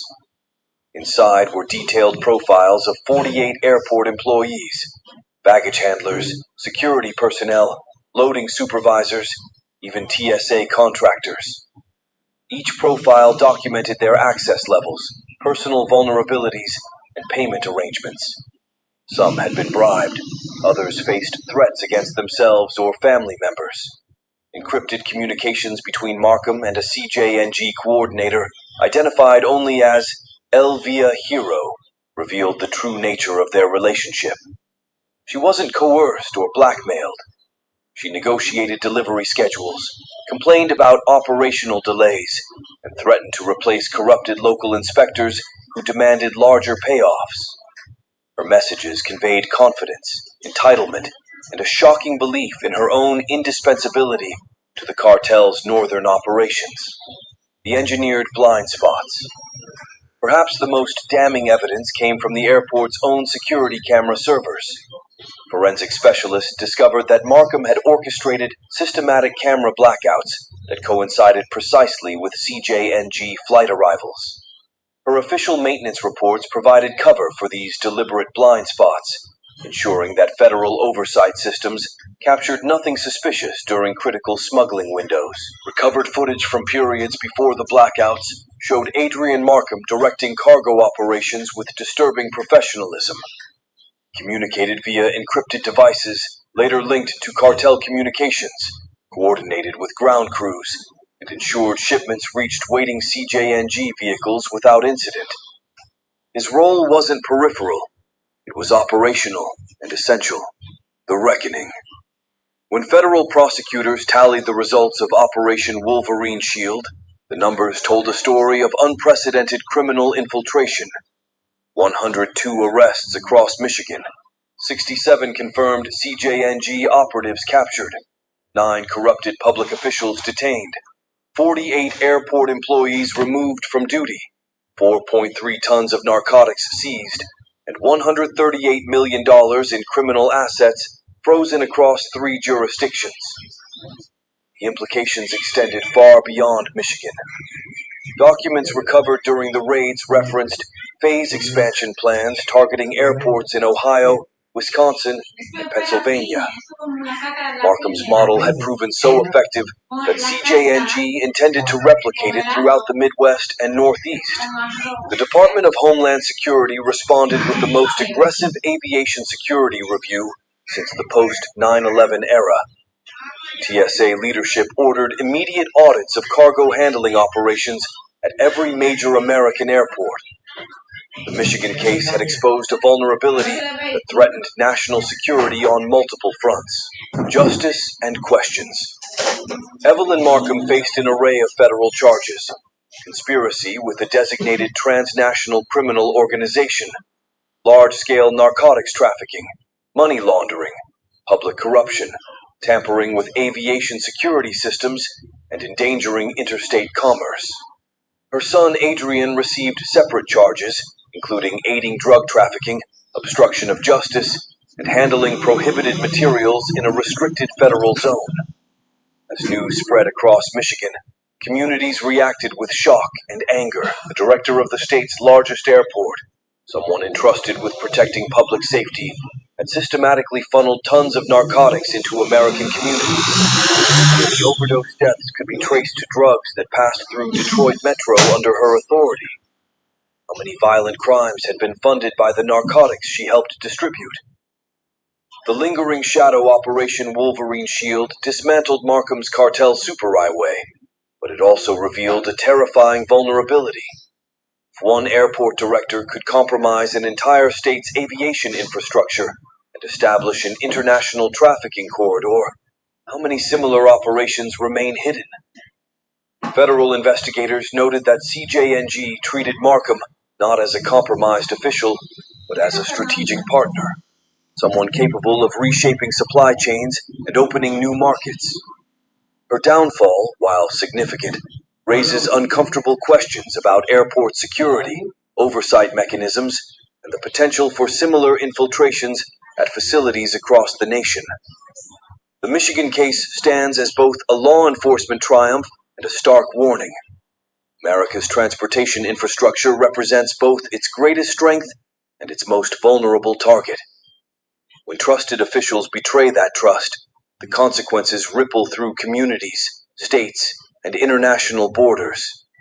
The gateway has been closed, but the question remains: how many other doors stand open, waiting to be discovered? Yeah, that's a good one, bro. What made you pick that one out? Elias. Yeah. Just seeing it, and you know what intrigued me about this story in particular? It affects. Can you hear me? Can you hear me? Go ahead. What was it that stuck out? Okay. What intrigued me about this story in particular was how big of a bus this is at an airport. This is so when you're dealing with airport, especially in a major city like Detroit, you're dealing with international. You're not just dealing with Detroit and the surrounding areas. You're dealing with and right on the doorsteps of Canada as well. So with that said, it's amazing how I didn't know about this story. I don't know how big of a story it was in the state of Michigan. I never heard about this story, and it involves at least 50 people. We heard the scope of the whole investigation, so I don't have to repeat myself.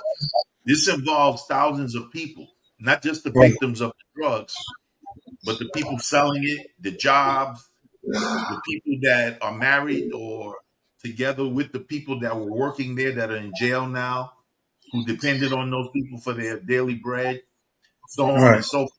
And you never hear about it. But meanwhile, if Pookie and Ray Ray get busted with 2 keys in the hood, it's all over the place. Right. So with that said, basically, you got these white bread people that are supposedly upstanding and honest and forthright, and they're making Pookie and Ray Ray look like they selling dime bags in the park. And with that said, basically, you know what I'm saying? Stories like this need to be more well known so that people understand the scope of what we're dealing with. When we're dealing with meth and crack dealers in the hood, they get it from somewhere. They're not making it. They're not growing it in their house and then processing it and so forth. This involves all the people in that chain, because along with the drug trafficking, you got the sex trafficking, you got the human trafficking with children.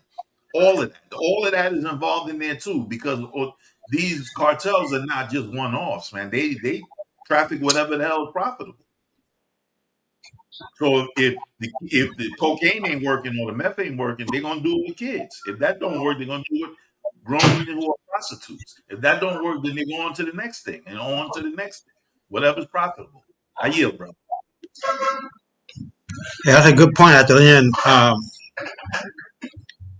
Yeah, that's a good point at the end because that's exactly what is going on. So it seems as though, excuse me, I'm using my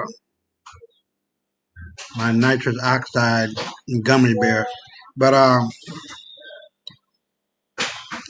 I agree. But the thought that I had on my mind was that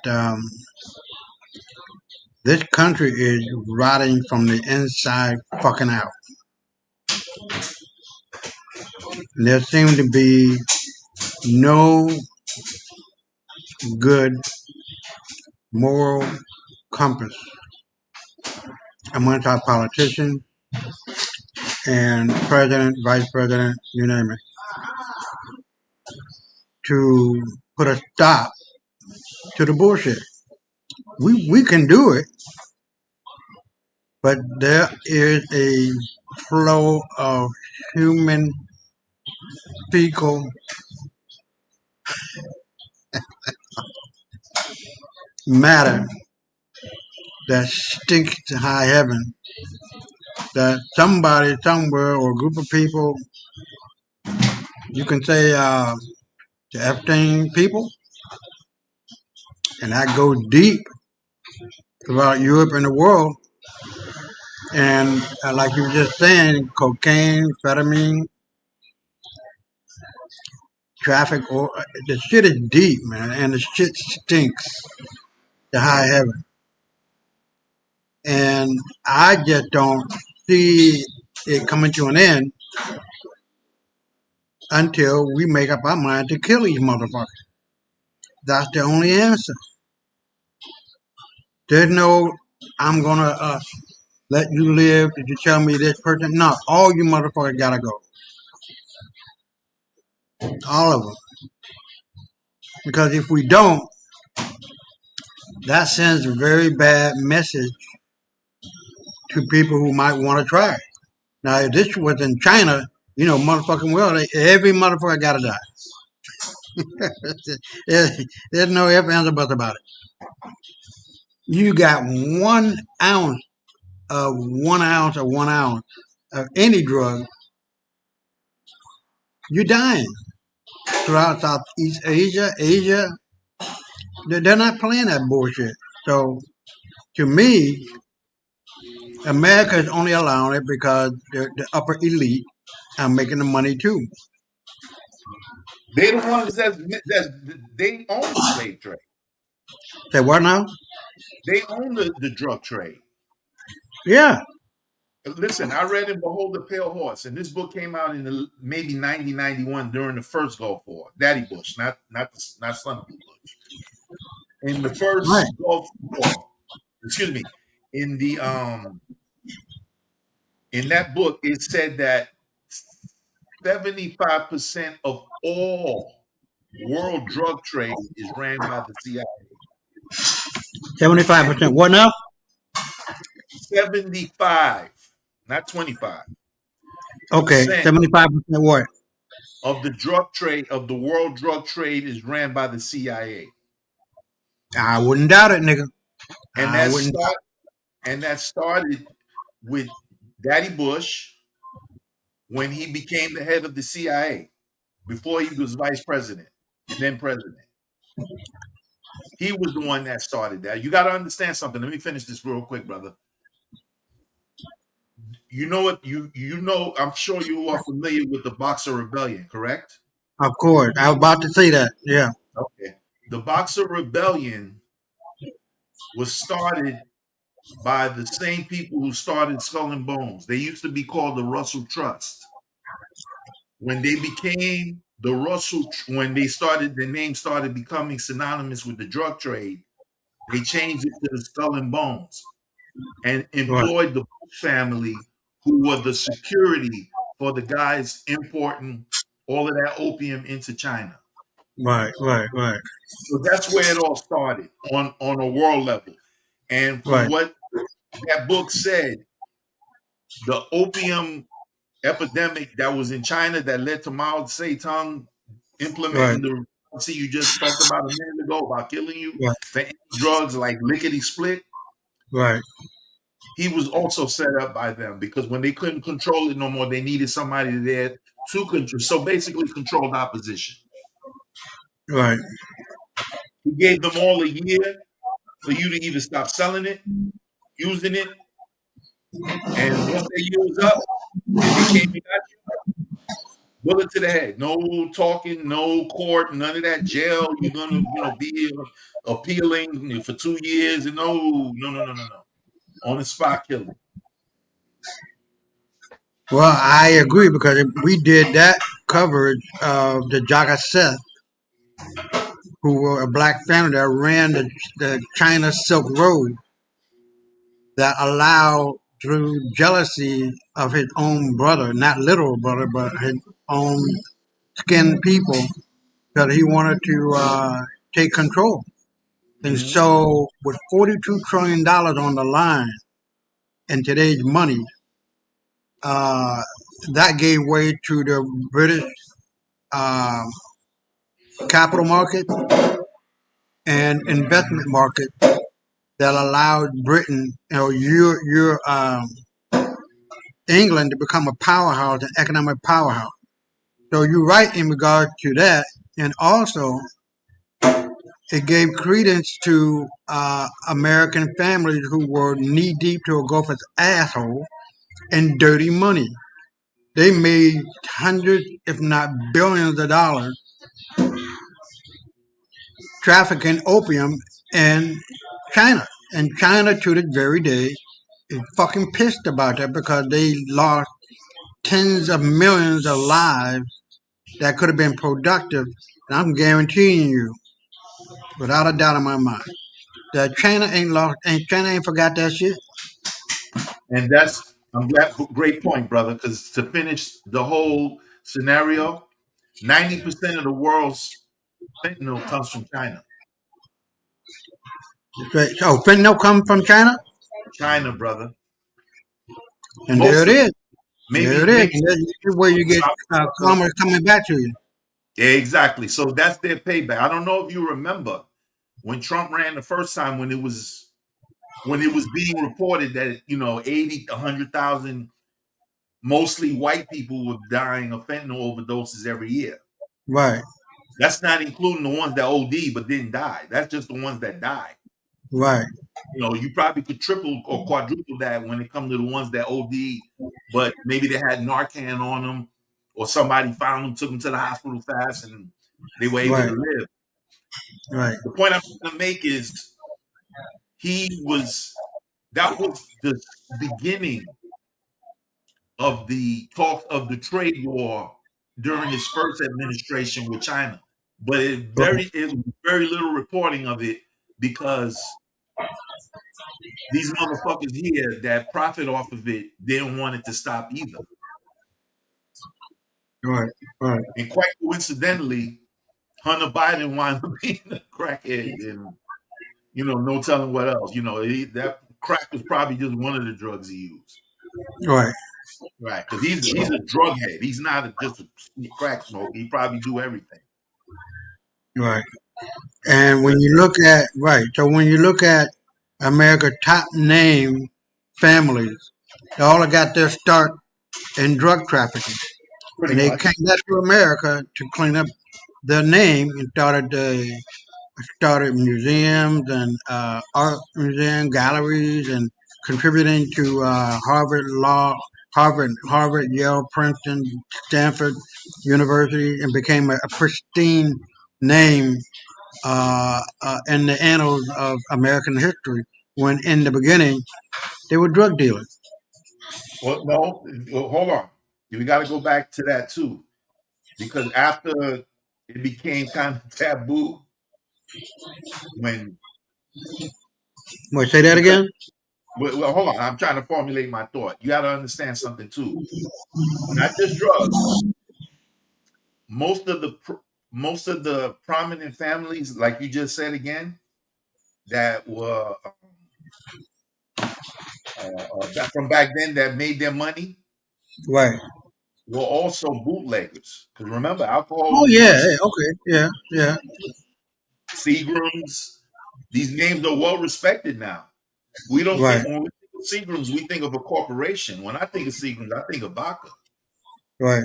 You You're know, right. you got like various corporations, but that's how they started in alcohol. Right. And as far as alcohol goes, that's a cheap vodka. That's not Right. even like mid level. That's maybe not the bottom of the barrel, but it ain't. You know, you can spend $100 on a bottle of Seagrams. Excuse me, on a bottle Right. of vodka. Seagrams is probably like the same. Well, fifth is probably like $15, $20. All right. So we got that cleared up.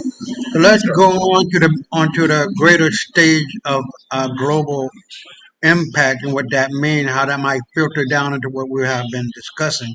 But all of it is interrelated, whether it's one person, one group of people, or a whole nation of people going against another nation of people in the what word I'm looking for, in the acting as if they're speaking on behalf of God. And as you may know, and I'm pretty sure you do, gold, oil, diamond is the God of the people. So this is my boy right here. I really like him, Richard Medhurst. And it's only 8 minutes long. Then we got Abigail Lucy. That was only 2 minutes. Hold on. And we're going to get on down to Eating Children. That's 35 minutes. These people are truly evil. And it's just time to kill them.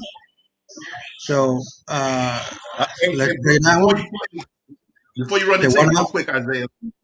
Real quick. There's also another acronym for God, which is gold, oil, and drugs. That's another one. I just wanted to put it in there while we're talking about drugs as well. Yeah, I can go down. The diamond is kind of a good thing. Gold, oil, and drugs. Okay. All right. So let's play this one, and I'll be right back. And why it is happening. A few weeks ago, right before this war in Gaza ignites, Netanyahu goes to the United Nations General Assembly and he holds up this map and declares his plan for a new Middle East.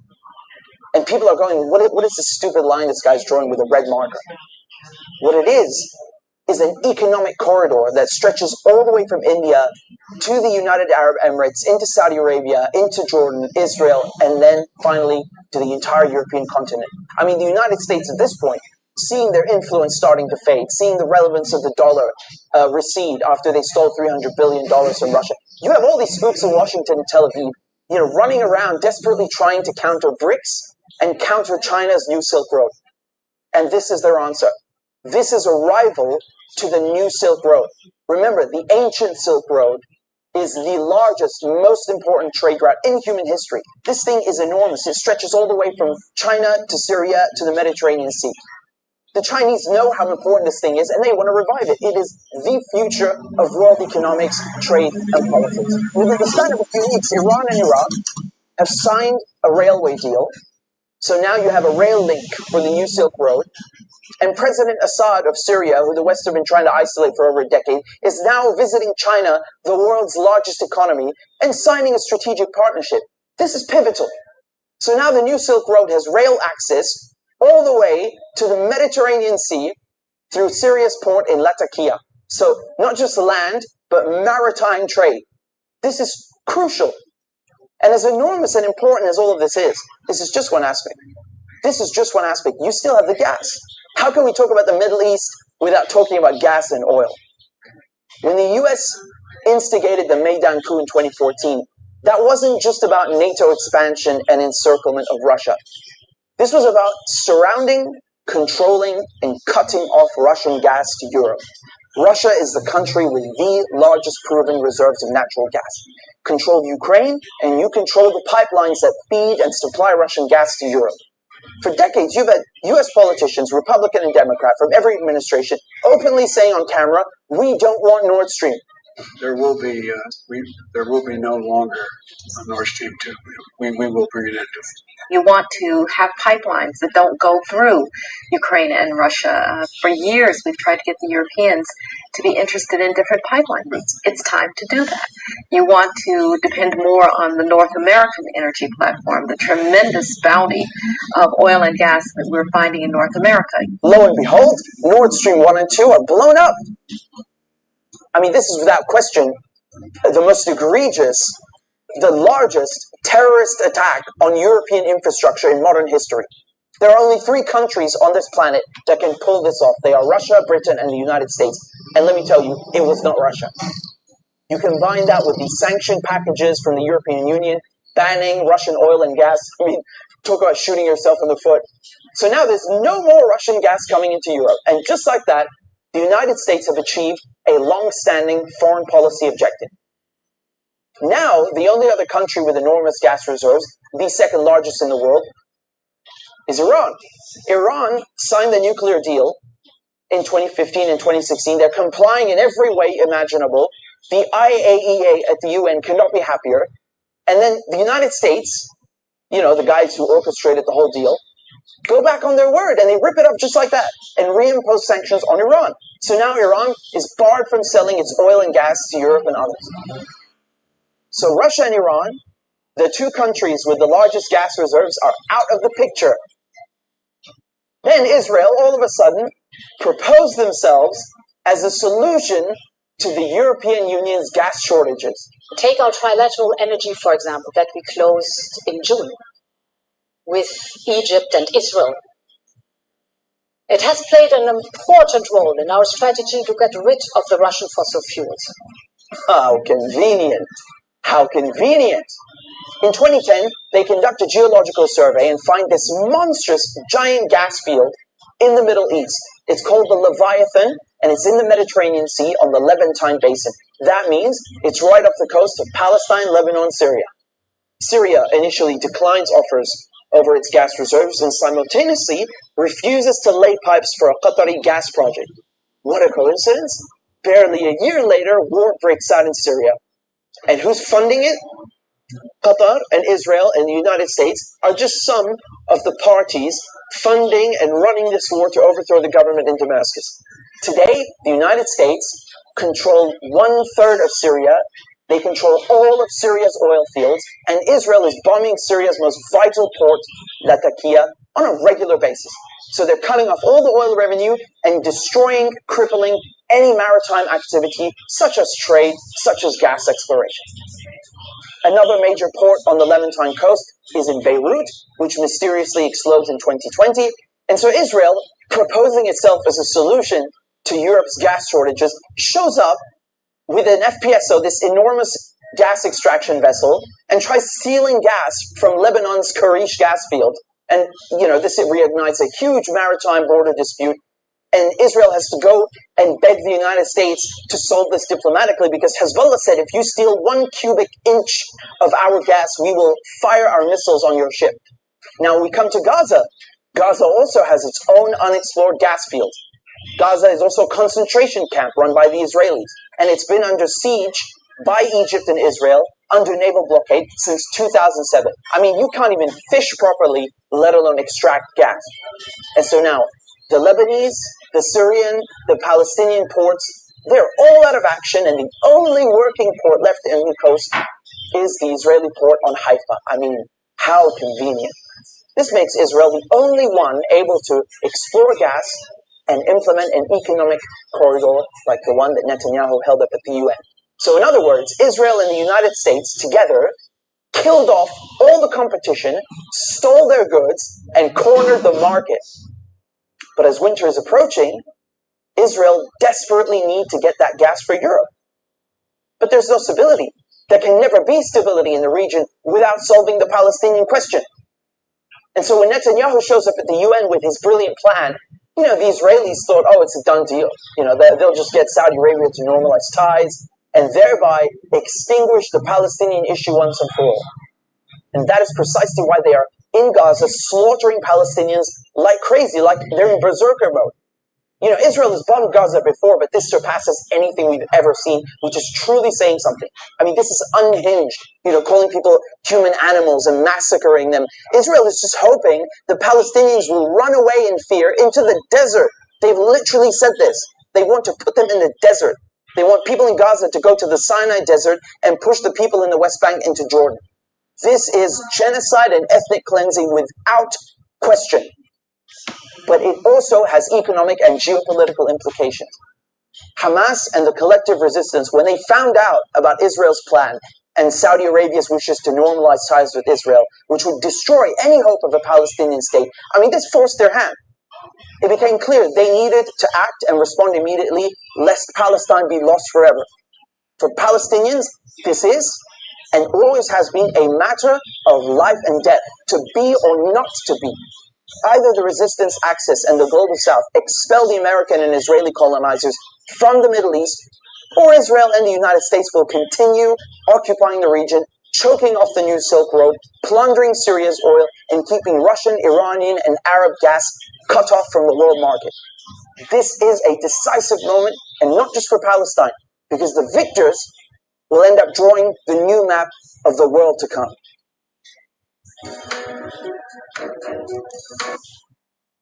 And do you have any thoughts about that, man?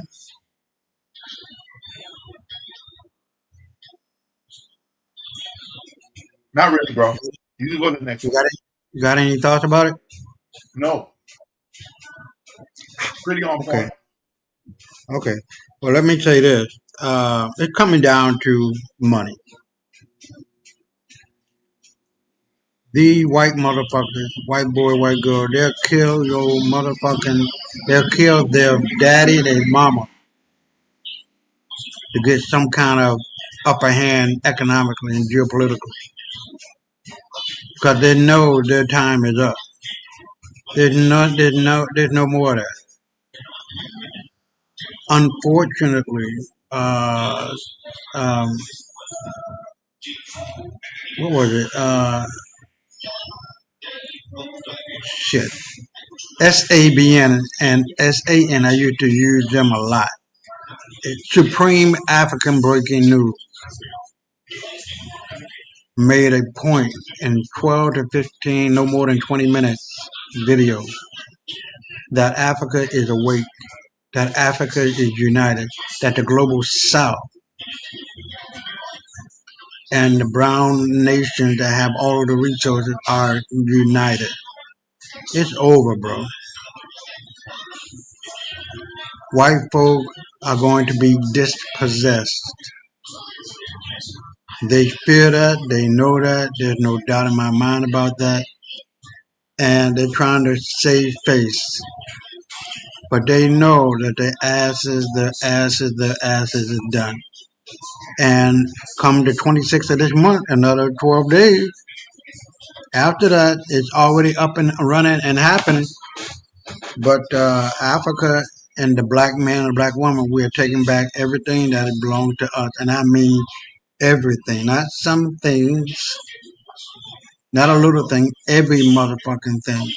Our crowns, our titles, our names, our land, our thrones. Ain't gonna be shit they can do about it. It's already happening in Athens? Yeah, it's already happening. It's done. It's done, man. In Athens, Greece? The United States of Africa is live. It's just the official day. The official day is on the 26th. You didn't know that? No, I knew that. But what I was asking you was, I thought you said in Athens, as in Greece. Wait a minute, say that again? I thought you said in Athens, like Athens, Greece. Maybe you said happening and I heard Athens. That's why I asked. Oh, no. Oh, it's happening. Yeah, it's already done. Yeah, it's already done and said. Right. So what happens to the African Union in such a case? Right. So it's just a matter of time. And we're going to do to Europe what Angola did to Portugal. Just going to take it over. Money talk, bullshit walk. How about what Burkina Faso is doing to France? Yeah, we're going to be done. It's already done, man. France has dropped into third world status. So imagine that shit. You've been living high on the hog, knowing fully well for the next 1,000 years you can depend on dumb niggas giving you their money every 2 weeks. That shit is over with now. The white boy cannot do without us. They're lazy, they're trifling, they're nasty, they're disgusting, they're fucking animals. And I kid you not, and I bullshit you not, and I pay a motherfucker $10,000 that can prove me otherwise. But if you lose, you give me $1,000. And I know that's not going to ever happen. So I'm not even worried about it. So let's go on to the next one. This one is for Israel to stay white as created in 1948. Egypt must stay Arab. This is a really good book. I read this a while ago, but I recommend people to read it. Don't look up Moringa. Oh. Seriously, just skip this. You walk past it in the market. You hear the name here and there. So if you give up Egypt, you give up Israel. Give up Egypt to the melanated and say, okay, agree that Egypt belonged to melanated. The original inhabitants of Egypt were melanated. You automatically give up Israel to the melanated. Hi, Majesty's Kings and Queens. Welcome back to the channel. Thank you so much for returning. Trust you and yours are well, and you love yourself and others like always. Many thanks to all of you for the support you give to the channel. Thank you so much to our channel members, to our anonymous supporters, to all of you massive subscribers you left, celebrated, and of course, appreciated. All right. I was speaking to you here about the book called The Arabs that was written by Eugene Rogan. And the fact about who really occupies Palestine was hidden between those pages, and not just between the pages, but at the tail end of the book. A book that was over 300 pages, like 350 pages. This particular truth was hidden at page number 320 something. We need to apologize to everyone who has ever bought the Natural Healing Handbook from us because we lied. I have to be honest. And you know, it will not be everybody who would understand these facts, because there are a lot of persons who read a book halfway and not read it to the end.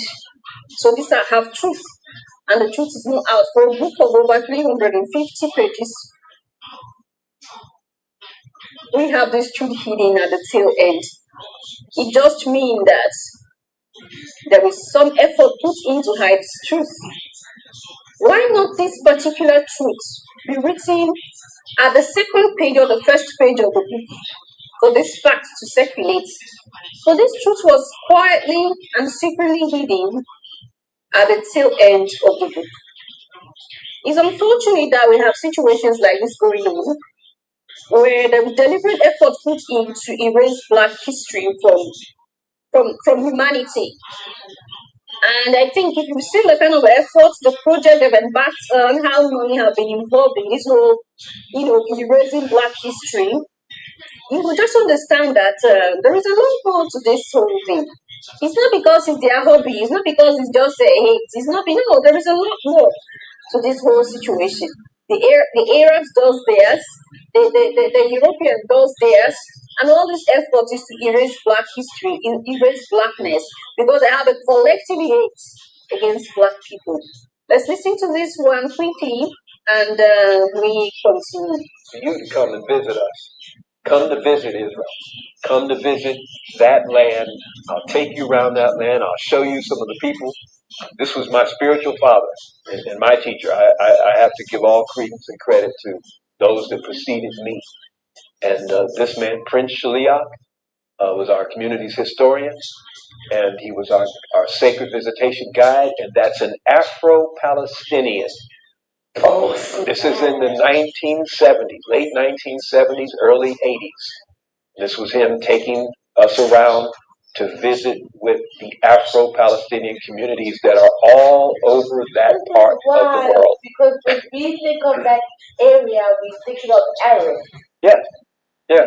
You don't associate any language No. to Israel as No, we don't. But get this. I have a book in my possession in our library at home, and I had to replace it. It was an expensive book. It was $70. Because the first one walked. But in it, there's one line that I use out of it, and the title of the book is The Arabs. The Arabs. So the line that I use out of it comes, and I'll tell you in a minute what page it was on. It says, the original inhabitants of Arabia were not the more familiar Arabs of our own time, but a very much darker people. That's verbatim what it says. they were black. They were black. What page is that on? In a book called The Arabs? Wouldn't you put that in the first chapter, even the first page? No, not this author. It was on page 339 of a 350-page book. It was literally in the appendix. Oh, by the way, people we've been talking about for 338 pages, they didn't look like the Arabs you have a conception of today. They were a very much darker people. The original inhabitants of Arabia, the Arabian Peninsula, of all those surrounding lands, undoubtedly. This is not even something we debate. It's not even up for debate. But that's why they draw the line at Egypt. They still have European anthropologists, European archaeologists, European historians, they still get touchy when you start dealing with ancient Egypt and the complexion of ancient Egypt. Why? Because if you give up Egypt, you got to give up Israel too. Because Joseph looked like an Egyptian. Because Abraham looked like an Egyptian. Because Yeshua went into Egypt. Okay? Out of Egypt I have called my son. So this is why this war in heaven continues to rage. And it's why we have to set some things right. Not worried about challenging their historians. Keep on believing them lies. It's the minds of our people that we have to get and cause them to resonate with this truth. Your Majesties, did you hear that? Did you hear that, my kings and queens? A lot is going on, and I think I've been telling you here that the original of Palestine, even though we know are not the Israelis who are there in Palestine right now, they are still not the Palestinians that we know that are of Arabs' descent or origin. And these Arabs are also aware that they are not the originals, that is those who are sincere. And that is why I brought you the other information. I don't know which one is up, where we had an indigenous Arab telling us all. You can clone your own voice and sing any song you want. Here's how mine sounds. That he who is dark skinned is the original, and those others who are not as dark as him are not the originals. They came in. You now understand that Palestine itself does not belong to the Arabs. It belongs to the indigenous black people who were occupying that land before the Arab invasion. For the past few years that I've been up here talking about past histories of melanated people, I have been telling you, whispering into your ears, that in as much as that part do not belong to the Israelis, it still do not belong to the Palestinians. And most of you will be asking, if it doesn't belong to those Palestinians who are there, then who owns the land? Now you're hearing from the horse's mouth, because I'm not the one who is going to tell you this. So do not get angry with Abigail. These are facts, and you're hearing it from those who have upper hand about the situation. The reason why there is effort put in to Arabize Egypt so much is because if Egypt loses its Arabness, automatically Israel is over. So if you give up Egypt, you give up Israel. Give up Egypt to the melanated and say, okay, I agree that Egypt belongs to melanated. The original inhabitants of Egypt were melanated. You automatically give up Israel to the melanated. Did you hear what he said? Or maybe I have to roll the clip again so you understand better.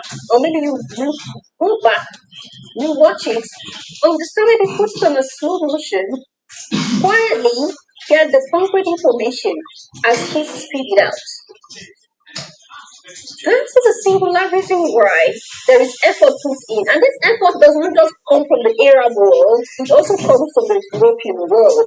Because you see, those who created Israel and gave it to these Israelis, these Europeans from Europe, they're also working with the Arab against the melanated originals, against the indigenous. Because they know that if they don't support the Arab to dominate North Africa, their truth will be exposed that they are not originals to that particular land. Do you not understand why this whole effort put in, especially the North part, to, this group will come and say, okay, we are the ones, and they have to push back a lot of, push back other groups and dominate single-handedly. It's because of this whole thing going on.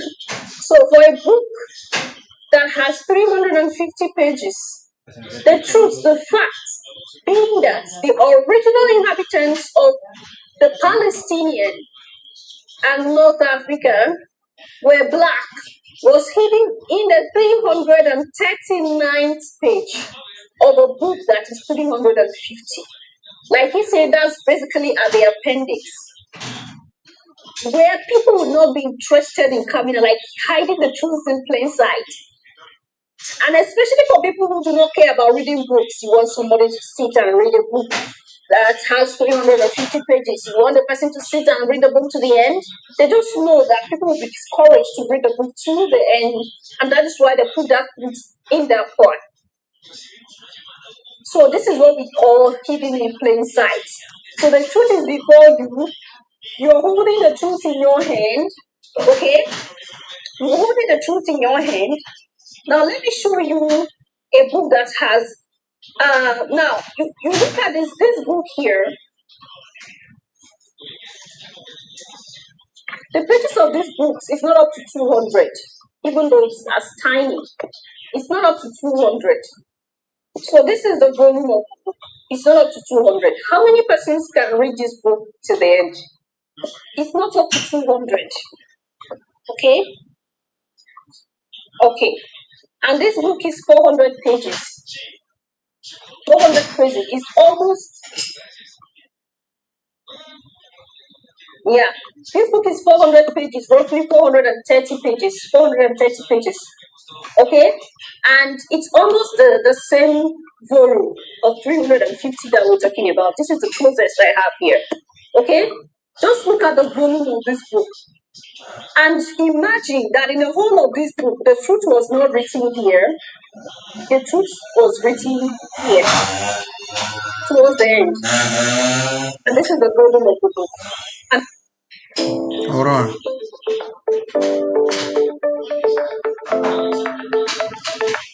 And the truth was written towards the end here. How many persons will have the patience to read this book up to this length so that they can get the truth at the end?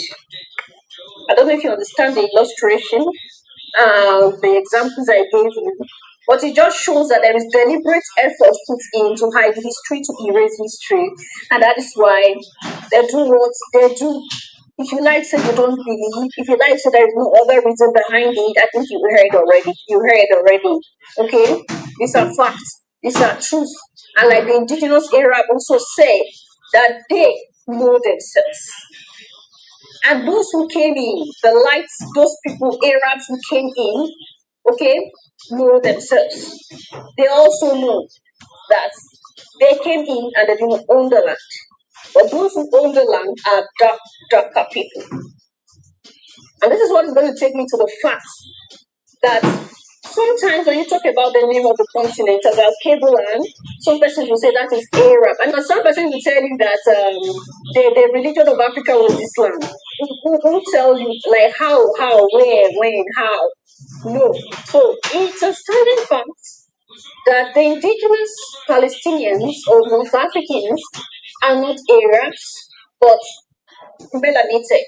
They are Moors. And when you talk about Moors, some people will say it's the same as Arabs. No. Moors are not Arabs. They are a mixture of everything. It's not all of them that are Arabs, and it's not all of them that practice Islam, because Islam is broad. Islam is not indigenous to Africa. Because when you talk about issues like this, some will tell you, some Muslims who want to defend and tell you that Islam is indigenous to Africa, it's a religion that Africa had practiced. And they begin to call ancient Arab or whatever, and they want to involve the Moors or the Berbers into the Islam itself. But the truth here is that if you go back to history, you understand that the Moors are not totally Arabs. They are not totally Berbers. They are a mixture of both Berbers, the Arabs, and some, West African as well. So they do not practice Islam totally. Okay? And when we talk about the indigenous of this part of the continent, they are Moors. And when we talk about civilization, it was the Moors that were at the forefront of civilization. Okay? And like I said, you can go back and check it, or maybe we'll do some check-ins here as well. Moors, 100% Arabs, because when you say Arabs, the thought that comes to mind is Islam as well, because they came and Islamized. Those who were dominating Palestine and North Africa before the Arab invasion were Moors, Berbers. These people were not Muslims. These people were not Arabs. The Arabs came in and dominated. So who are the Moors? Okay. According to information, the Moors were not exclusively Arabs, and that's why I said these are melanated blacks. That's why they are called Moors, and they are the ones that dominated Palestine and the northern part of Africa. Okay, Moors were not exclusively Arab, but rather a diverse, primarily Muslim population of mixed Berber, North African, Arab, and sometimes sub-Saharan African origins who inhabited the Maghreb and the Iberian Peninsula during the Middle Ages. While they were led by Arab elites and carried Islamic culture, and that is because it was forced on them, because they were dominated by these Arab conquerors. They were a heterogeneous group, not a single distinct ethnic group. So the origin of the Moor, the term Moor, derived from the Latin word "murus," used by the Romans to describe the inhabitants of the North African province of Mauritania, modern-day Morocco and Algeria. So if you think that Morocco and Algeria are 100% Arabs of today that you know, those Arabs of today that you see occupying the North Africa, both Morocco, Algeria, wherever, they are all invaders. They are not the originals. Okay? It was the Moors that dominated the land. And remember, the Moors does not mean Arab. And there were no Arabs. There were not Muslims. So the composition is that there were predominantly a mix of indigenous North African Berbers and the Arab settlers who conquered Spain in 711. People who forget what they read before they even finish the page. Hold on. It's not ADHD, it's a mixture of the indigenous North African Berbers and the Arab settlers. Why were they a mixture even? Prior to this mixture, they were 100% black. And this very Arab indigenous man who talks about how they, the blacks, are the original, are part of this mixture. Because when you look at him, you already have the traits of an Arab already. So Arab is not indigenous to Africa. Now, why does it seem like in history, the moment you say the Moors, it means Islamic scholars or Muslim teachers? Why? It is the European doing. It was the Europeans that began to use the term Moor to mean Islamic Moor. Now listen to this. Historical usage. Europeans in the Middle Ages sometimes use the term broadly to describe any Muslim, including those in India, or at times black Africans. It was the doing of Europeans. Okay, they were the ones that used the term to generalize, and they were the ones that used the term as a general term for black Africans in the North. So that's why the moment you hear the Moors, Islam claims that they were the ones who civilized the world because they were the Moors. But that's a lie. The Moors, they were not Muslims. Okay? They were not Muslims. They were conquered by the Arabs. Okay, and that is why majority of them gradually became Muslims. So initially they were not Muslims, and Islam is not indigenous to Africa. For those of you who might want to justify this, because it was the European who began to generalize this whole thing, and so the whole world believed that the moment you say the Moors, you mean ancient Muslims. No. Islam is a world religion, just like Christianity as well. I think we've spoken a lot about Christianity here. So what do you think about this? Leave your thoughts and opinion there at the section. I'm going to see you in my next one. Until then, love yourself, love others, stay safe, stay positive, always your mind. Bye. All right, any thoughts about it, bro?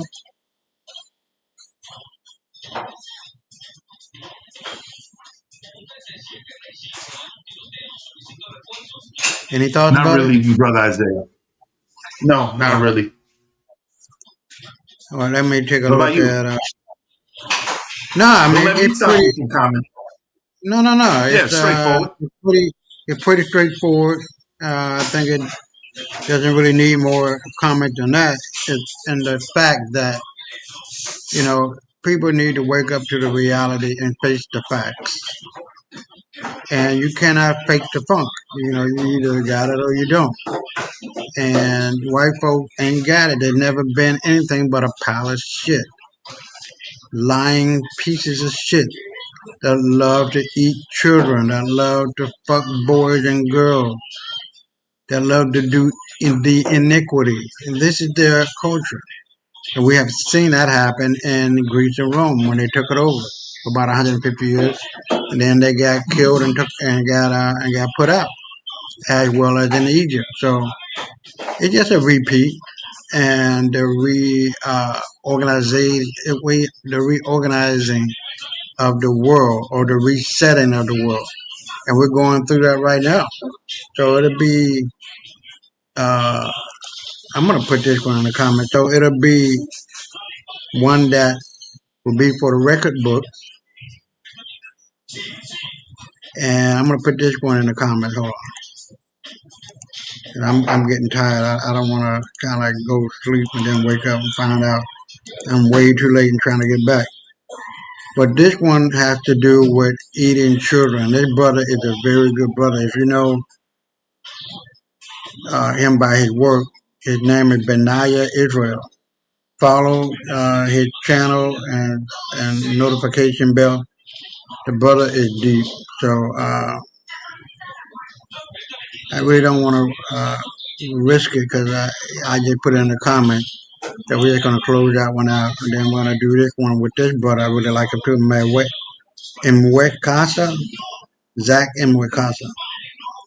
And it talks about the 14 French rapists in Senegal. Even the Epstein files are penetrating into the upper echelons of the Senegalese people in government. Fondling boys, sodomizing boys. All these motherfuckers gotta go. There's no trial. There's no please, motherfucker. Your name ain't Jane Brown. And just kill them. I'll be right back.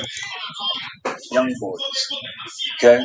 Taking young boys, doing what you thinking right now. These young boys, minors, taking pictures and sending pictures to France for consumers.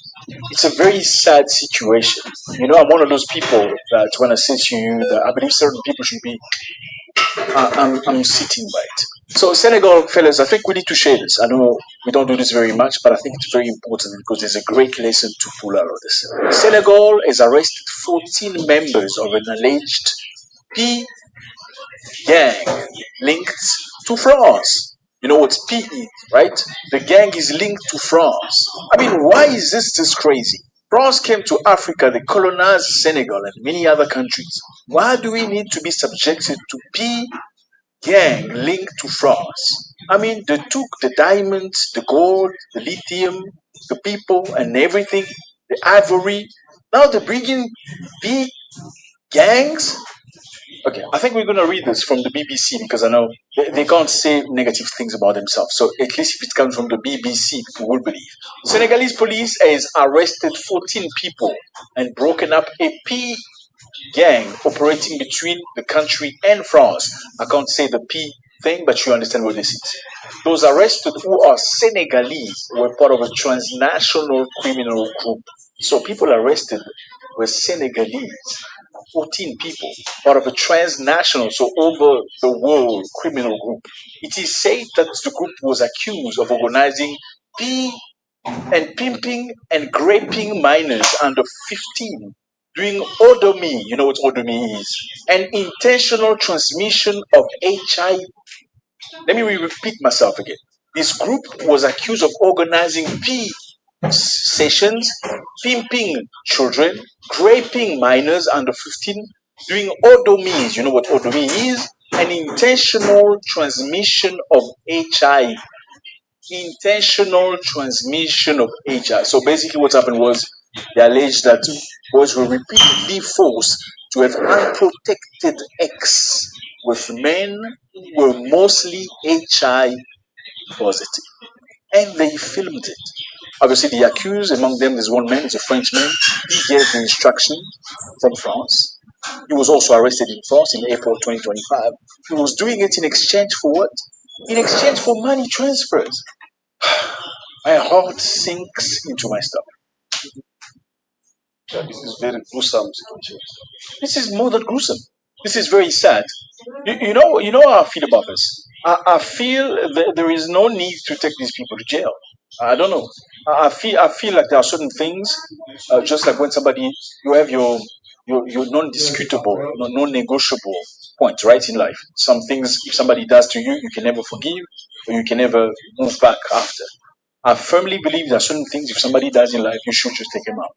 No, but before you blame French people, why Senegalese people allow themselves to exploit their own children? And that's a big question. That's a very big question. Why did Senegalese people get involved? Okay. Why did Senegalese people get involved? I mean, I can understand if it was somebody from somewhere else. How do you do that to your own people? I don't get this population. I'm sorry. How do you do that to your own people? I understand this child is probably not your nephew or your child, but this is a person that looks like you's child. How do you do that to them? For what? For money. You know, some people talk about crime. They say people do crime because of money. I don't believe that. I'm sorry. I don't believe people do crime because of lack of money. I don't believe that. I'm sorry. I do not believe if people have money, they will do less crime. It's a lie. I think criminality has levels. There are rich people who are criminals. If lack of money was the root of all crime, rich people would not be criminals. Do you agree? No. If lack of money was the root of crime, rich people will not be criminal. The rich people will not be involved in human trafficking, in drugs dealing, and any other mafia stuff because they have money already. So it's a desire inside of you that's negative, that needs to be uprooted. Do you understand? Thank you very much for that. It's a desire.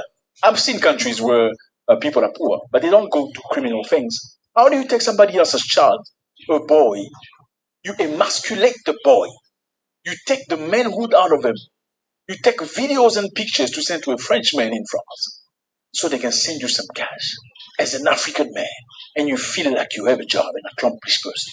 This breaks my heart. I feel like people like this should be taken out. You do something like this, there's no 5 years in jail, 20, no. I think Senegal has got a bit of a law that says you must go to jail for 10 years for situations. I don't believe that. I think you should line them up and take them out. That's what Chinese people will do.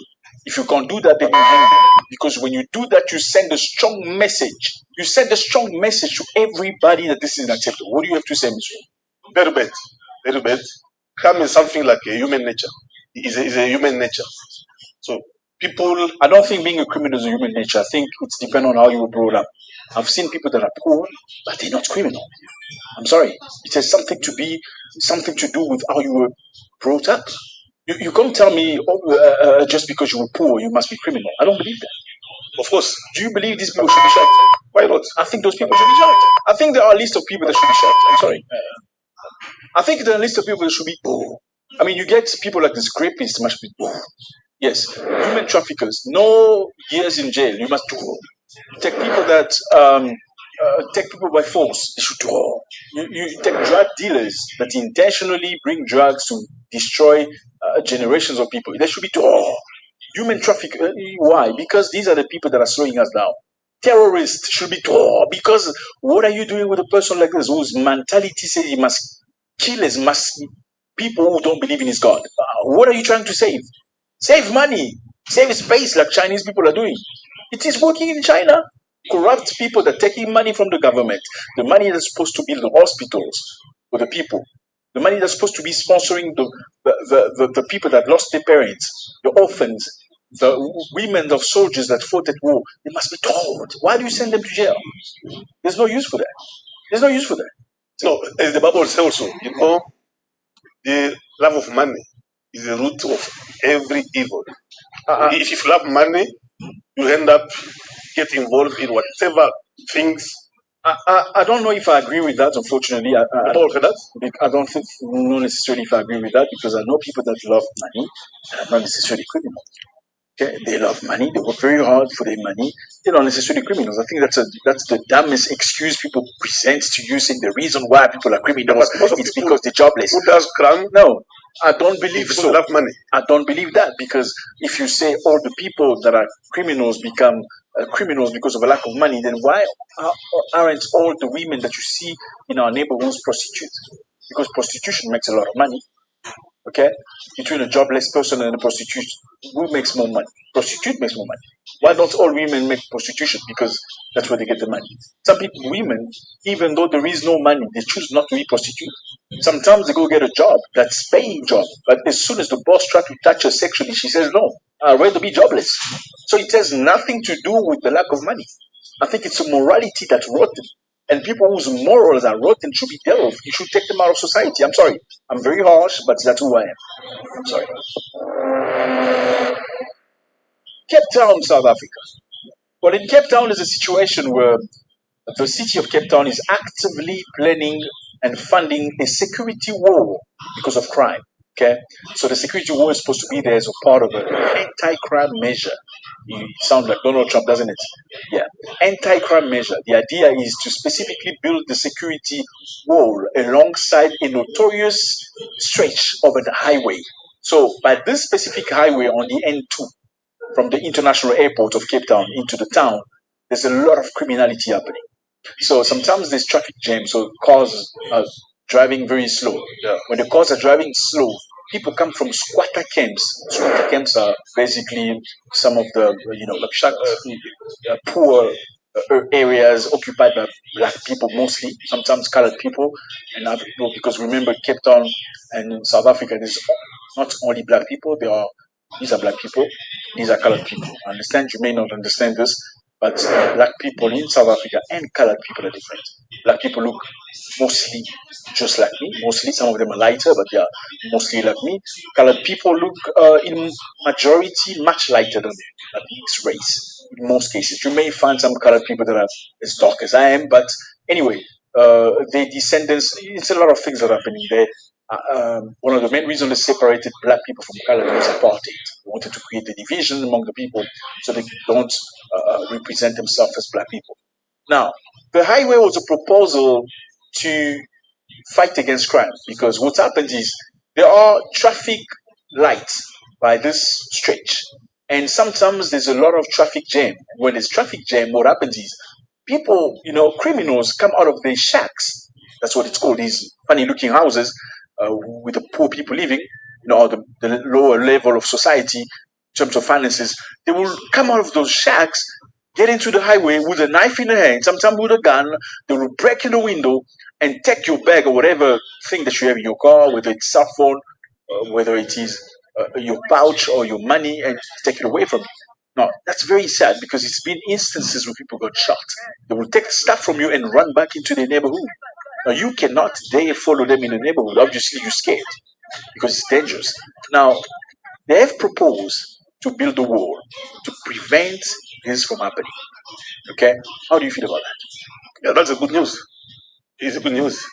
I think for the security wise, it's a good news. Some of the sponsors say that the wall aims to create a physical deterrent to limit access from roadside, to improve overall safety, and obviously some people are for it, some people are against it. But some of the most white people and other people, races, are for it. Sur le chemin du retour vers Johannesburg, je me suis dit, je ne vais pas laisser tomber, car ce genre de choses arrive à des gens et on les étouffe systématiquement. Et des gens qui ignorent tous les dangers qui entourent le Cap. And mostly black people, this is what the report says, are not for it. Why? The supporters, including some residents on the side of the highway, they say that this will save lives. It will reduce crime on the road and protect commuters and tourists. Besides that, also it will reduce accidents because you cannot cross on the highway, the high speed, but some thieves sometimes they get that risk. Okay, so they feel that it reduces crime on the road and protect commuters. Now, critics say it's a symbol of division and inequality, physically separating wealthier people in the urbans from poor people in the township, potentially hiding poverty. They say that building a wall will be hiding poverty from tourists arriving from the airport is ineffective at addressing the root cause of the crime. So poverty and employment for them and lack of housing are the reason why there are crime. How do you feel about that? So for me, that's the business. Those claim that they are trying to divide the community is business. The claim is baseless. Well, many people feel the claim is baseless. I mean, obviously, the political party that predominantly white feels like they need to build a wall to separate those people that are stealing from others. And my question is this: are there only black people that are poor? No. Are there white people that are poor? Yes, there are some white people that are. Do they all do the same type of crime? I don't know. That's a big question mark. Now, what I'm saying is this. I'm not saying one group does more crime than the other. But what I'm saying is crimes seem to be coming from a specific area every single time. Now, are the victims only white? Absolutely not. That's the sad part. I mean, I would say, oh, my brother, maybe let me support you because you're targeting other people, even though I would never think of it. But the victims are both blacks and white. Now, should you build a wall against, I don't know. Some people argue that the wall is a waste of money. They could be using that money, that's almost $6 million, to fund some activities that will give people employment and jobs. It sounds good, doesn't it? Now, by giving people employment and job, will that reduce the crime rate? I don't know about that. For me, that can foster the economy of the country. All right? Because there's some tourists who are afraid to come to Africa. Yeah, we kept on. When they will learn that wall, the safety is guaranteed. So they will come and it will boost the economy of the country. So there are unforeseen things which can happen in the future. This is what I feel. I know some people will say to you, we don't care about tourists, we care about our people. But they don't care about the fact that the people are doing negative things. Look, it doesn't matter if somebody's from your tribe or not. If he's stealing from people, breaking cars, shooting people, stabbing people, he's not a nice person. He should be taken out of society. And if the wall is the first step to get things moving, getting the economy, because you need an economy, you need tourists, you need investment. For people to invest, they need to come as tourists. Imagine an investor coming into a country, by the time he arrives, at that spot, he gets harassed. I mean, I have a friend that got attacked. I got personally attacked in that area. I want to know how you feel about this. I think it's a beautiful conversation. Cape Town is a lovely place. If you have never been, I suggest you have a look. It's beautiful, very nice to see. Great tourism. It's a great opportunity because it creates jobs. Tourism creates jobs for the locals, whether they're black, white, or any other person. And having people fearing to go to Cape Town because of crime in that specific area. From the airport, I got stolen from that area. And it's sad. But I think he was a little bit scared of me too because I looked buff. Anyway, do you think they should build a wall? Do you think people should support the wall because it's going to prevent criminality? Or do you feel that it is racism building a wall to protect people from criminals because they feel like it is hiding the poverty? Now, should poverty be dealt with? Absolutely, they should be dealing with poverty, no doubt about it. Now, should poverty be the reason you justify crime? Absolutely not. Because if you're a criminal, you're a criminal, whether you're rich or poor. There are poor criminals and rich criminals. They are all criminals. And they should be put out of society. Let me know how you feel about this. It was a great pleasure. God bless.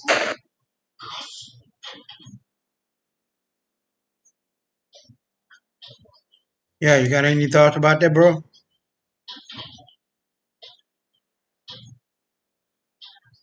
Elias.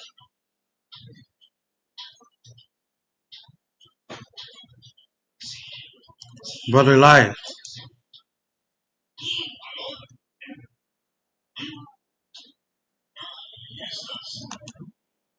Hold on. You got any thoughts about that, bro?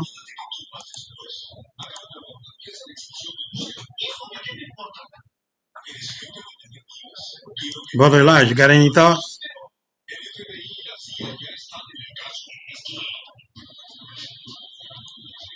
Can you hear me? Okay. Yeah, Can I you can hear hear you me? now. I had to add you to the stage. Go Yeah, I ahead. know.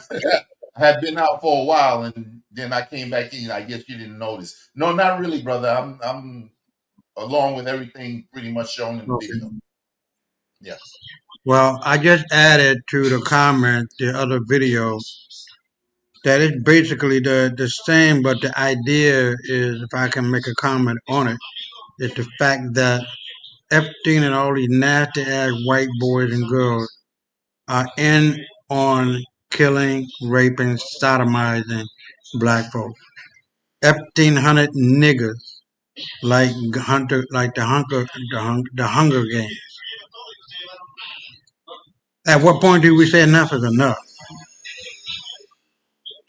At what fucking point do we say enough is enough? Arresting people and kill them on the same day. This city running deep, man, into the very heart and soul of our moral and ethical fabric of America and the world. We just can't do it. So, for me, the only way to really deal with this is to be about that life, man, because it's not going to stop. So, these last few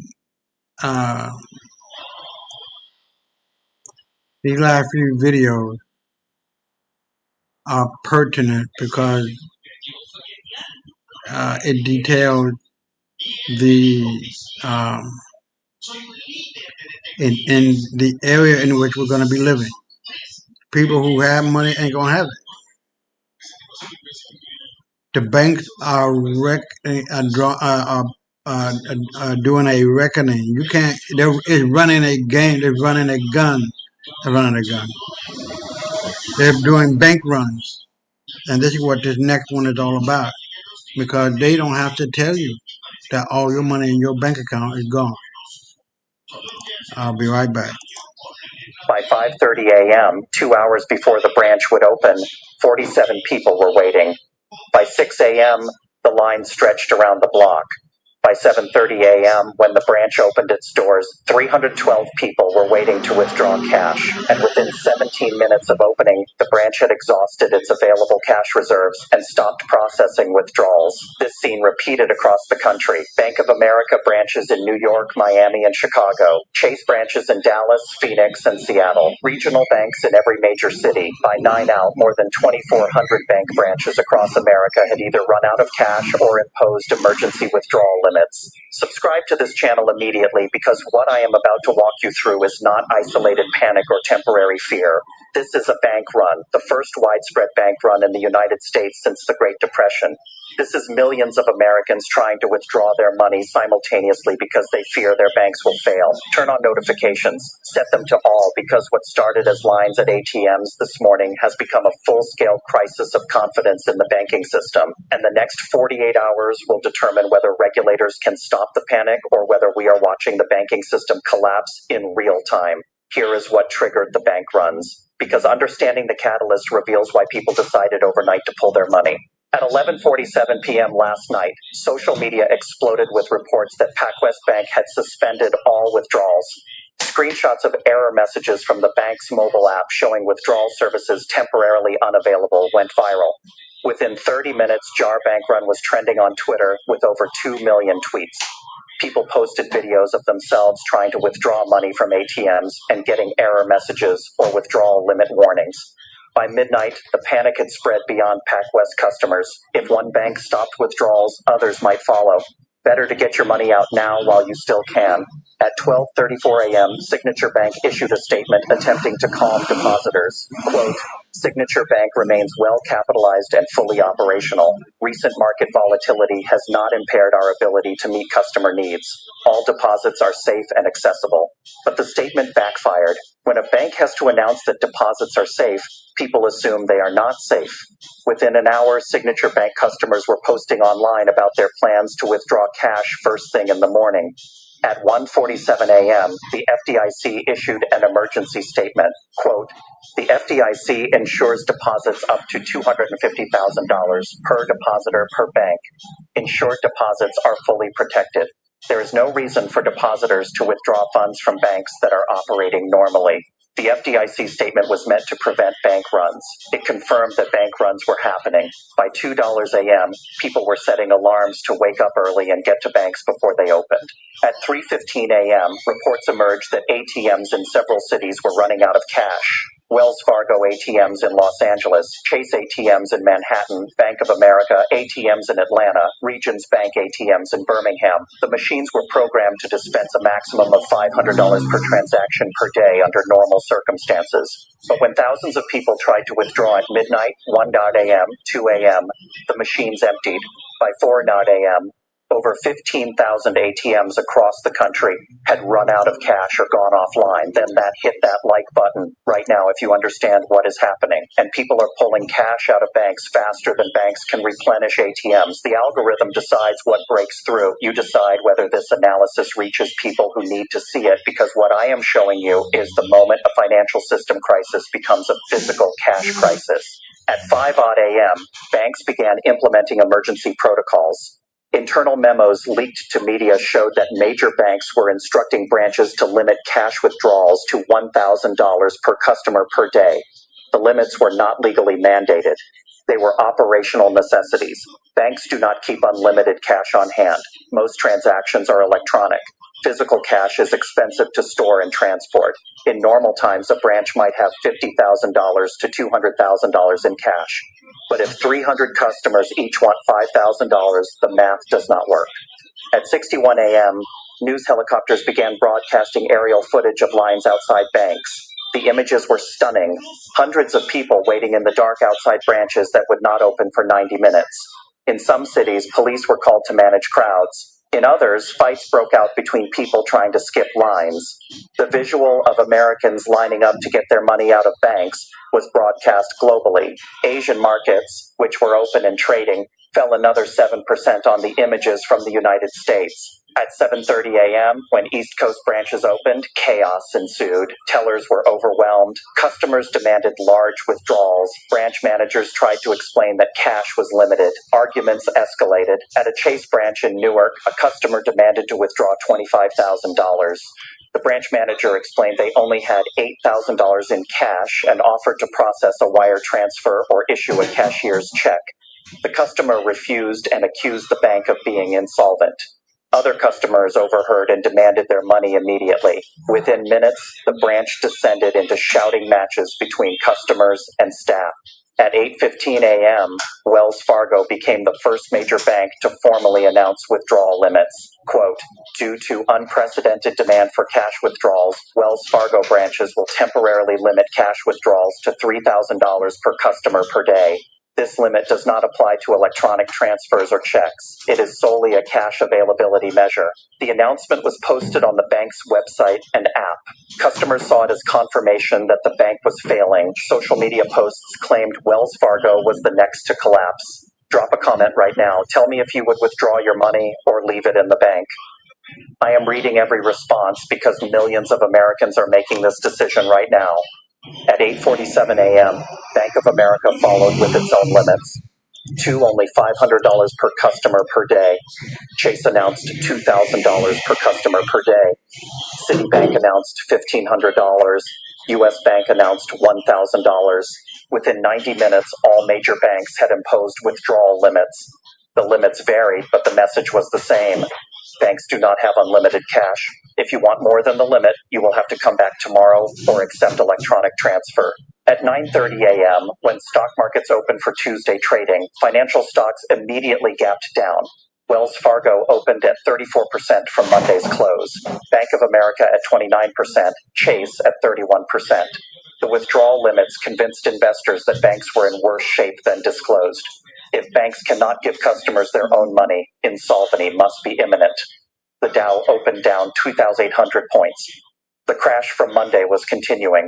At 10 a.m., the Federal Reserve's emergency meeting concluded. Fed Chair Jerome Powell held a press conference. Quote, "The Federal Reserve is cutting the federal funds rate by 100 basis points effective immediately. We are also announcing unlimited liquidity facilities for banks. Any bank that needs cash to meet withdrawal demands can borrow from the Fed at favorable terms. The banking system is sound. Deposits are safe. There is ample liquidity." Powell was asked about the bank runs. He stated, "Withdrawals are a natural response to uncertainty, but they are unnecessary. The FDIC ensures deposits. The Fed provides liquidity. Customers should leave their money where it is." But the Fed's actions undermined Powell's words. If the banking system is sound, why cut rates 100 basis points? Why announce unlimited liquidity facilities? The emergency measures confirmed the emergency. By 10:30 a.m., bank lines had grown longer, not shorter. Subscribe to this channel right now if you have not already, because what I am about to show you is the afternoon escalation and whether the Fed's actions stopped the panic or accelerated it. At 11:00 a.m., regional banks began announcing closures. First Horizon Bank closed all Tennessee branches, citing operational challenges. Zanz's Bank closed Utah branches. Cheney closed Michigan branches. The announcements did not say the banks were insolvent. They said branches could not handle the volume of withdrawal requests safely, but customers interpreted closures as failures. If the bank is closed, you cannot get your money. Panic intensified. At 12:15 p.m., the FDIC released data showing that $420 billion had been withdrawn from U.S. banks in the past 24 hours, not transferred between accounts, withdrawn as cash, or moved to money market funds and treasuries. For context, total bank deposits in the U.S. are approximately $18 trillion. A $420 billion outflow in one day is a 2.3% decline. That sounds small, but if it continues for a week, 16% of all deposits are gone. No bank can survive that. At 1 p.m., reports emerged that some banks were delaying electronic transfers. Customers trying to move money from regional banks to larger institutions or to Treasury money market funds found that transfers were pending for hours instead of processing immediately. Banks claimed this was due to system overload. Customers believed banks were preventing withdrawals electronically the same way they had limited cash withdrawals. At 2 p.m., the president addressed the nation from the Oval Office. Quote, "I have been briefed by the Treasury Secretary and the Federal Reserve Chair. The banking system is stable. Your deposits are safe. The FDIC protects your money. There is no reason to withdraw funds. I urge all Americans to remain calm and allow the financial system to function normally." The speech was brief, 7 minutes, and focused on reassurance. But presidential addresses during financial crisis rarely calm markets. They confirmed the severity of the crisis. At 3 p.m., 3 more regional banks announced they were suspending operations. Western Alliance Bank in Arizona, Valley National Bank in New Jersey, BNC Corp South in Mississippi. The announcements used similar language, temporary suspension to ensure customer safety and operational integrity. The pattern was clear. Banks across the country were closing because they could not handle withdrawal demand. At 4 p.m., stock markets closed. The Dow fell an additional 2,615 points, 9.7%. Two-day total 6th hour from poor 62 points, 19.1%. The S&P 500 was down 21.3% over 2 days. The financial sector was down 38.7%. Markets had entered a bear market and were approaching crash territory, and the bank runs continued after markets closed. At 5 p.m., the FDI announced it was deploying emergency cash shipments to banks. Armored trucks were being loaded with physical currency and dispatched to branches that had run out. The FDIC statement said, "We are working with the Federal Reserve and Treasury to ensure all banks have sufficient cash to meet customer needs." The image of armored trucks delivering emergency cash to banks reinforced the crisis narrative.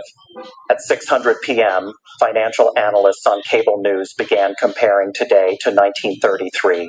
During the Great Depression, banks failed by the thousands. Depositors lost everything. FDR declared a bank holiday. closing all banks for 4 days while the government sorted out which were solvent. Some analysts suggested a modern bank holiday might be necessary, close banks for a long weekend, give the Fed time to inject liquidity, reopen Monday with guarantees. Other analysts argued that closing banks would create more panic.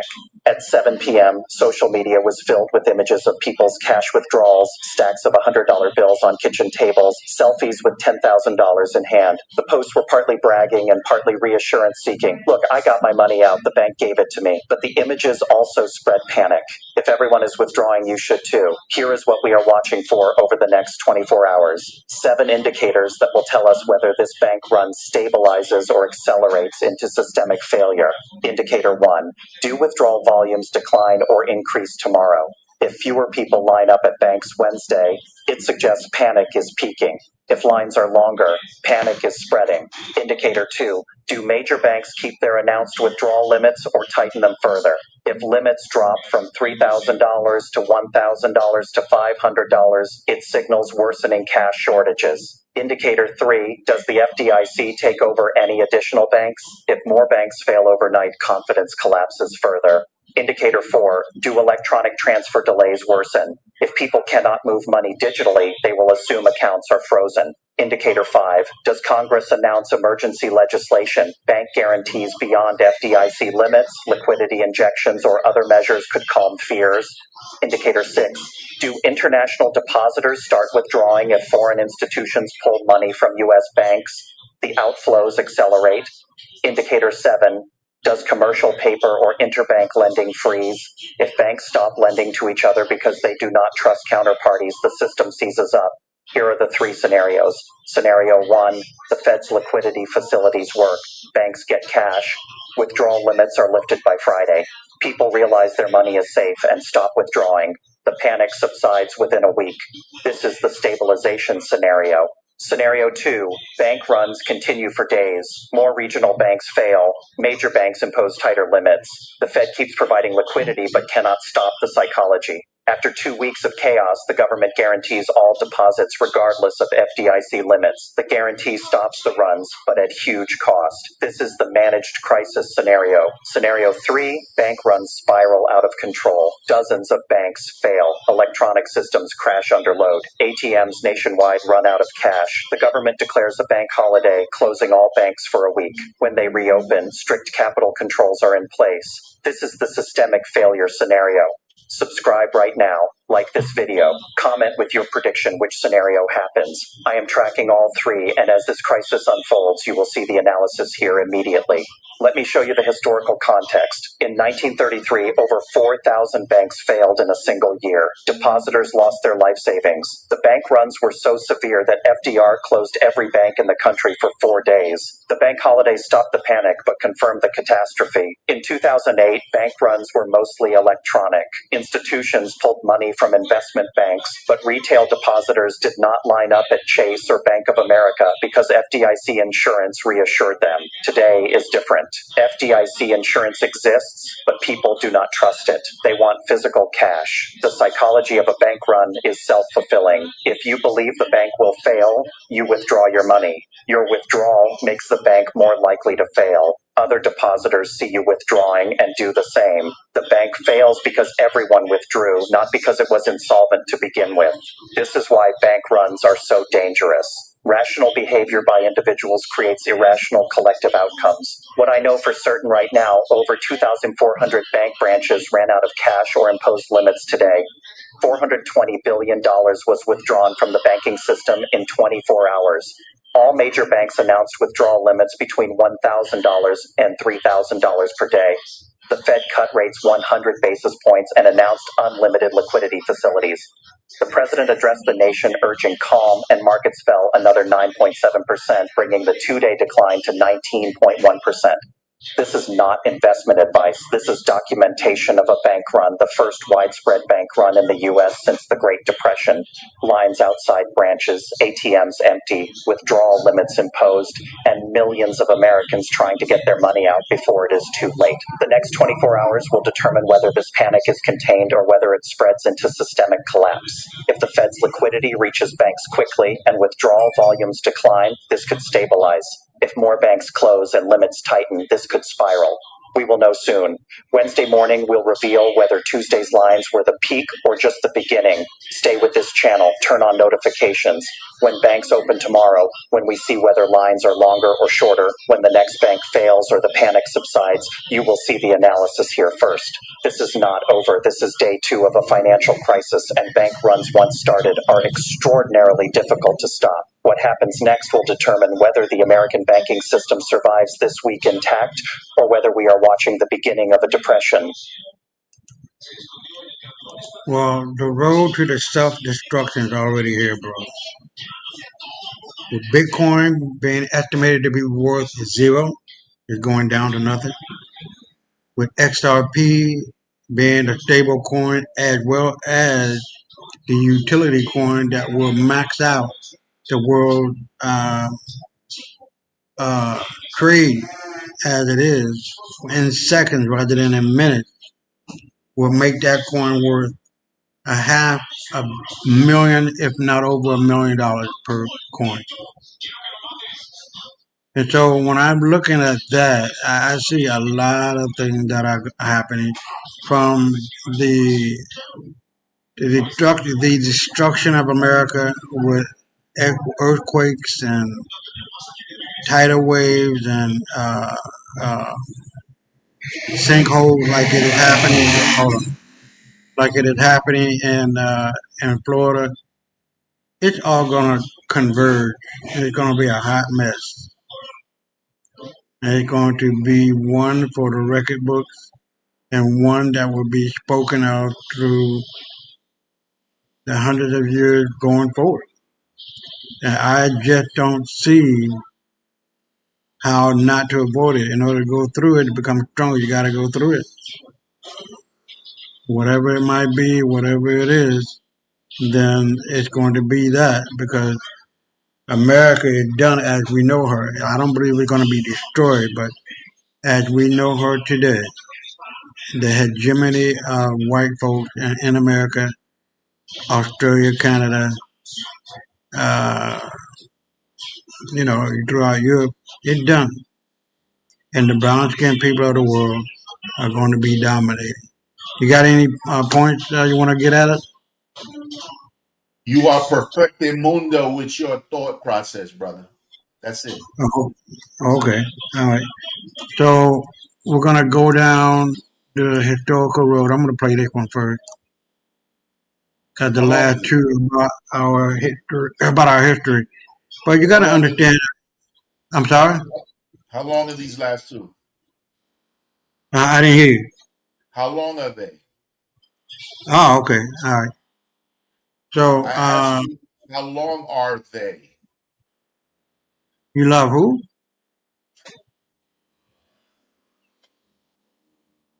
I'm not hearing it. I'm not catching it. How many minutes are these next two videos? Not that much. 11, 16, and 3. About 20 more minutes. Okay. No, about a half an hour. Not going to be much. Go All right. So, here we go. Carried on the wind. In the biting chill of a medieval English morning, the routine begins not with the roar of a faucet, but with the quiet, shivering splash of water from a simple basin. For the average citizen in 14th century London or a draughty manor in Yorkshire, the idea of submerging one's entire body in a tub of hot water is alien, even reckless. Instead, the day starts with a dry wash. You would stand by your bedside, perhaps, on a floor strewn with rushes that haven't been changed in months, and dip a piece of coarse linen into cold water to wipe your face and hands. This is the extent of the water you will likely touch today. The medical authorities of the time, shadowed by the terrifying spectre of the Black Death, preach a grim warning. Hot water opens the pores. To them, a pore is not a way for skin to breathe, but a breach in the castle walls of the body, a gap through which the miasma, the deadly, pestilential air, can enter and rot you from the inside out. Thus, a layer of grime is not seen as filth, but as a protective sealant, a shield against the plague. If you are of the aristocracy, your hygiene relies almost entirely on the purifying Put this on pause for a second. undershirt. Hold on. This is Say what now? I said put it on pause. I just want to say something real quick. You know, I've Okay, go seen ahead. stuff like this over the years, but it just amazes me the more I watch to see. I mean, these people suffered plagues that lasted hundreds of years, bro. Right. Just because they didn't know the slightest about sanitation. And too many of us still look at them as superior. I mean, the stuff you're showing comes from the Middle Ages, man. This is not 10,000 year history. Right. This is within the last 500-600 years, bro. Right. Okay, I just had to say that. I'm sorry. You can continue now. Okay.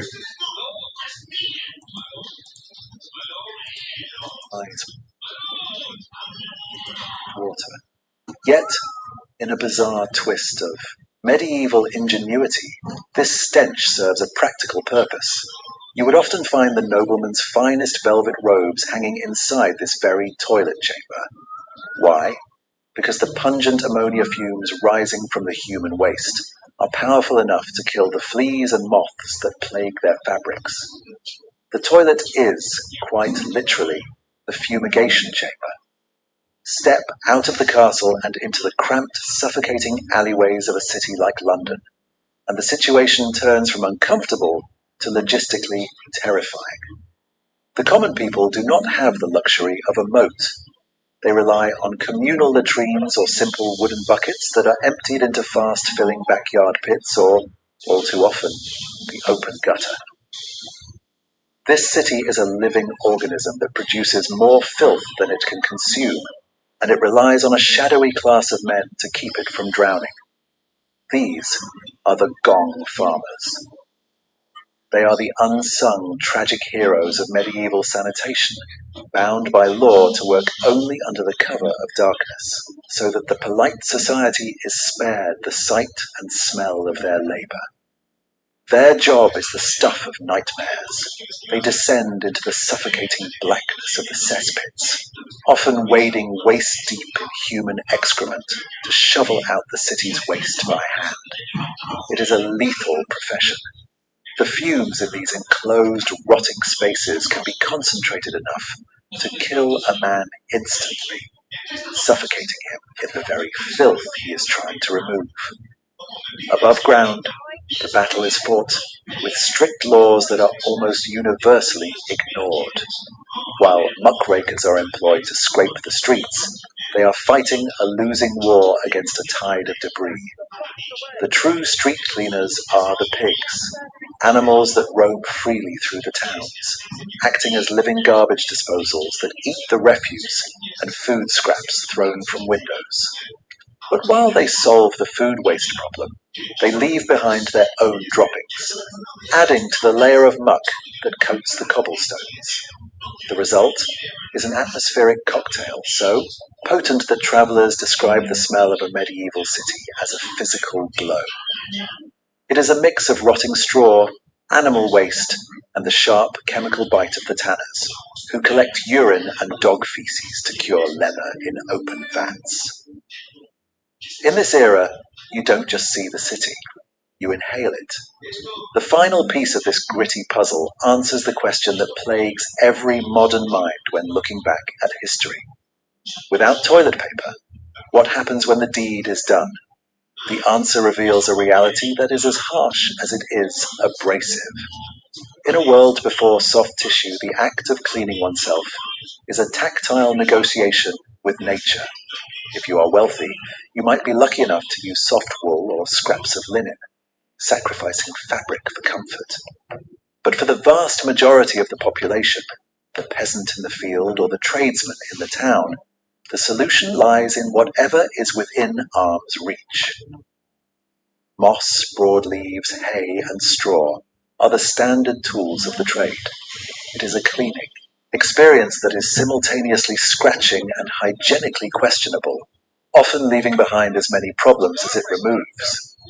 The Romans once used a sponge on a stick soaked in vinegar, but even that modest technology has been lost to time, replaced by these cruder, more painful methods.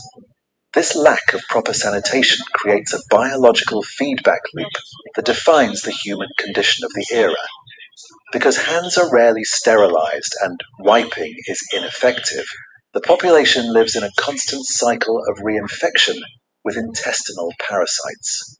It is a grim fact of life that almost every adult you meet, from the blacksmith to the bishop, is carrying worms. These are the silent passengers of the Middle Ages, unseen organisms that live within the gut, consuming a portion of the hard-earned caloric intake that the peasant has labored all day to secure. It is a parasitic tax on the body, draining energy in a world where food is already scarce. Yet, to judge these people solely by their filth is to miss the extraordinary resilience that defines them. We must look at them not with disgust, but with a sense of awe. Their immune systems are forged in a fire of constant exposure capable of withstanding bacterial loads that would likely hospitalize a modern human within days. They are not indifferent to their suffering. They fight back with the only weapons they have, a deep knowledge of herbal medicine and natural disinfectants like vinegar and alcohol. They are not dirty by choice. They are constrained by the hard technological limits of their time. When we look back at the shadowed cathedral cities of medieval England, we shouldn't just see the lack of showers or the moss used in place of paper. We should see the immense effort it took to carve out a civilization and maintain dignity in the face of biological chaos. The history of their hygiene is not a story of laziness. It is the history of a desperate, intense battle against their own biology. A battle for survival where cleanliness was the ultimate luxury, bought with the hardest labor imaginable. All right, so we're down to the last two, man. I'm trying to hang on.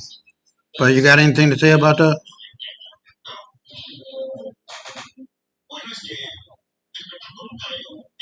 Brother Elias.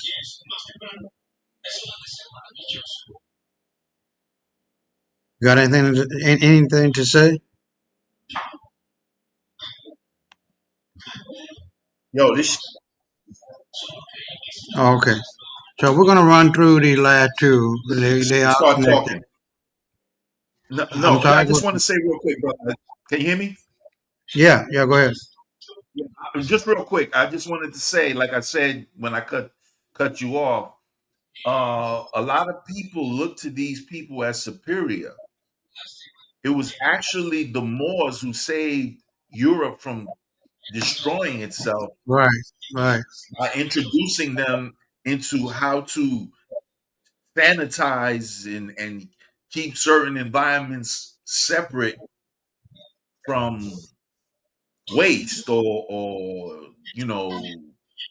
pigs away from your plate and stuff like that. Like right. These people were born in Cabbage Patch fields and didn't have any ways of living, of any type of culture. Soap was introduced to them by the Moors, alcohol, and I'm not talking about alcohol to drink. Yeah, right. Sanitize. All of that was introduced to them by the Moors. So, in essence, the Moors were the reason why they formed up eventually, and we now know how we live in. So we'll go to the next video. I don't want to talk too much. Okay. So I bring these things up in order to show that history matters, man. When you know what you're talking about, you know what you're saying. It determines how you walk, how you talk, what you see, what you feel, what you think, all of that. And as our people, we are so out of the groove of our ancestors. We've been trained to believe bullshit. So with that, we're going to cover the first 4 or 5 U.S. presidents under the Articles of the Confederation were black men. And distinguishable of one of those was John Hanson. And the very first president under the U.S. Constitution was George Washington, a black man, and his wife, a black woman, Martha. So we'll tackle that, and then we'll get down to the last one. Stories. Your support helps us create in-depth content, bring hidden narratives to life, and keep history alive for everyone. They told you the first president of the United States was George Washington. They carved his face into stone. They printed his portrait on currency. They wrapped his image in myth and called it destiny. From elementary school classrooms to marble monuments in the Capitol, the story was simple, polished, and final. America began under Washington. But what if that story was not the whole truth? What if the very foundation of American leadership was built on a quiet erasure? What if the first president was not the man on the dollar bill, and the truth was deliberately compressed into a footnote so small that generations never saw it? Because before George Washington placed his hand on the Bible in 1789, another man had already held the title of President of the United States. His name was John Hanson, and the fact that most Americans have never heard that name is not an accident. It is a story of constitutional confusion, political myth-making, and the deliberate shaping of national memory. To understand how this happened, you have to go back to a time before the Constitution, before the polished republic, back to a fragile confederation stitched together by war. Start your mornings with a chair Tai Chi program focused on balance and mobility, adapted for men. In 1776, the 13 colonies declared independence from Britain, but independence was only the beginning. What followed was chaos: unpaid soldiers, collapsing currency, foreign threats, and states that behaved like small, suspicious countries rather than a unified nation. The fledgling United States needed structure. It needed coordination. It needed leadership. So in 1781, after years of debate, the states ratified the Articles of Confederation, creating the first national government of the United States. This government did not have an executive branch like we know today. There was no powerful presidency, no cabinet, no centralized authority commanding armies or vetoing legislation. Instead, there was Congress, and Congress elected a presiding officer. That office carried a formal title, President of the United States, and Congress assembled. On November 5th, 1781, that office was filled by John Hanson. Hanson was not a general. He was not a towering plantation owner from Virginia. He was a merchant and statesman from Maryland. But when Congress selected him as its presiding officer, he became by title President of the United States. This was not symbolic. Under the Articles of Confederation, Congress was the national government.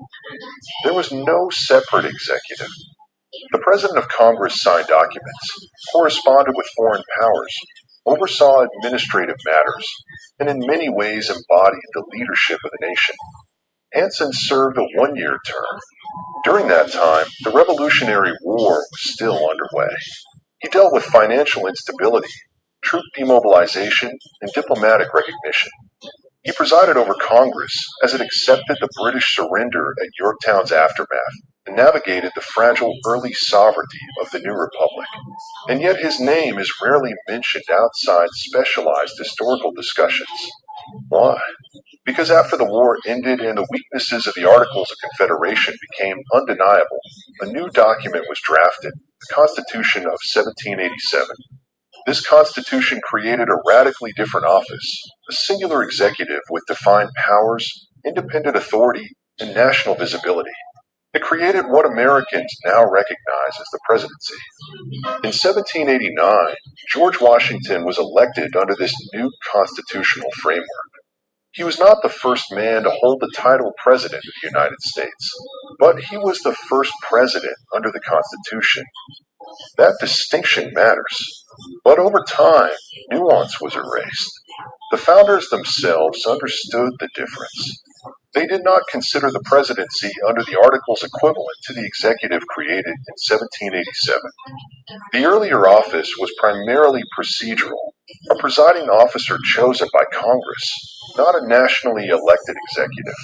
Yet as American mythology grew, complexity became inconvenient. The nation prefers clean origin stories. Washington became the first president, not because no one held the title before him, but because the new constitutional order redefined what the presidency meant. The old office faded into obscurity, but obscurity is not the same as non-existence. John Hanson was not alone. Before Washington, several men served as President of Congress under the Articles of Confederation, including Peyton Randolph, Henry Lawrence, John Jay, and others. Hanson's distinction lies in being the first to serve a full one-year term after the Articles were fully ratified by all 13 states.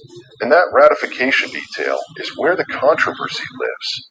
Some historians argue that because Maryland was the last state to ratify the Articles in 1781, and Hanson was elected after that ratification, he was technically the first president of the fully unified United States government. This claim has been amplified in certain circles as proof that Washington was not the first president. But the reality is more layered. The presidency under the Articles had no independent executive power. It had no veto authority. It had no control over a standing army. It was not elected by the people or an electoral college. It was chosen by members of Congress and largely functioned as a moderator and administrator. Calling Hanson the first president in the same sense as Washington would be misleading. Yet erasing him entirely is equally misleading. The shock is not that Washington was not first. The shock is that American civic education rarely explains the transition between two completely different governmental systems. The real foundational lie is not that Washington served first. It is that the story of American leadership begins neatly in 1789. It does not. It begins in confusion, experiment, and fragility. During Hanson's presidency, Congress established Thanksgiving as a national day of observance in 1782. It adopted the Great Seal of the United States. It managed foreign affairs and struggled to pay soldiers. It dealt with mutinies and financial crisis. These were not ceremonial tasks. They were existential. Yet when the Constitution replaced the Articles, the previous system was treated almost like a draft that never counted. The national memory pivoted hard toward the stronger executive model, and the earlier presidents of Congress became historical footnotes. Why would a nation simplify its own origin? Because power shapes narrative. The Constitution was framed as a corrective to weakness. Federalists argued that the Articles created a government too feeble to survive. By elevating Washington as the first president, the new system symbolically reset the clock. It framed 1789 as year one. The earlier period became a prelude rather than a beginning. This was not necessarily a malicious conspiracy. It was nation building through storytelling. But storytelling always chooses emphasis. And when emphasis becomes repetition, repetition becomes truth. Over time, monuments, textbooks, and civic rituals reinforce the narrative. Washington was father of his country. He set precedents. He defined the executive branch. He stepped down voluntarily, shaping democratic norms. All that is true. But what disappeared in the retelling was a messy prologue. The presidency did not emerge fully formed. It evolved. Under the Articles of Confederation, the central government had no power to tax. It could not compel states to provide troops or funds. Economic instability led to unrest like Shays' Rebellion in 1786–87. These crises exposed structural weaknesses. The Constitutional Convention of 1787 was not simply an upgrade. It was a reinvention. The executive office created in Article 2 of the Constitution bore little resemblance to the presiding officer of Congress under the Articles. Washington's presidency represented a new experiment entirely. But here is where document shock enters the story. The Articles of Confederation explicitly use the title President of the United States and Congress assembled. That phrase is preserved in historical records. It is not folklore. It is written law. That means technically that someone held the title before Washington. The shock is not fabricated. It is documented. The question is not whether Hanson held the title. He did. The question is whether holding that title made him equivalent to the constitutional presidency Americans celebrate. It did not. But the refusal to explain that difference clearly has fueled decades of confusion, and in some cases, deliberate myth-making. In the 20th century, certain advocacy groups and state historians promoted Hanson as the real first president, sometimes to elevate regional pride or challenge federal narratives. Statues were erected. Claims were printed in pamphlets. The nuance disappeared again, this time in the opposite direction. History swung from erasure to exaggeration. The truth lives in the middle. Washington was the first president under the United States Constitution. Hanson was the first president of Congress after full ratification of the Articles of Confederation. Both statements are accurate, but only one made it into national memory. This selective remembering reveals something deeper about American identity. The country prefers strong beginnings. It prefers heroic founders over experimental committees. It prefers marble certainty over procedural evolution. And so the fragile Confederation years are compressed into a blur between 1776 and 1789. That compression has consequences. When citizens believe their institutions sprang into existence fully formed, they misunderstand how governments evolve. They lose sight of how constitutional design responds to crisis. They forget that American democracy was not inevitable. It was negotiated, revised, and sometimes nearly abandoned. John Hanson's obscurity is not a scandal in the sense of conspiracy. It is a symptom of how nations cure memory. But in a broader sense, it does change everything. Because if the first chapter of the presidency has been simplified, what else has been streamlined for comfort? What other transitions have been flattened into clean narratives? The early republic was unstable. The Articles government was weak by design. Many Americans feared centralized authority after living under British rule. The pendulum swung towards state sovereignty, and then swung back when that model proved insufficient. What does cinnamon do for high blood pressure? Let me show you. Here it is, page 32. This recipe is so easy. All you need is 1 teaspoon of Ceylon cinnamon, 1 tablespoon honey, 1 cup warm water. Mix it together and drink once a day. Simple, natural, and packed with benefits. And it's not just cinnamon. This book is filled with 120 plus powerful natural remedies for everything from digestion to sleep to joint comfort. Before it's gone again, click the link below to get yours today.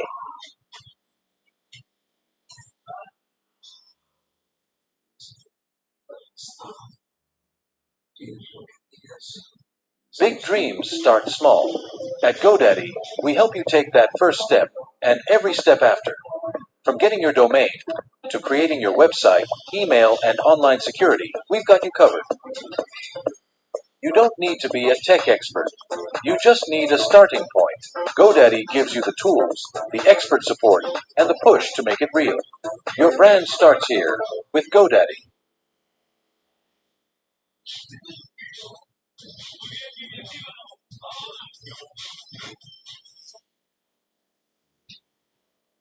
Washington's presidency did not emerge from triumph alone.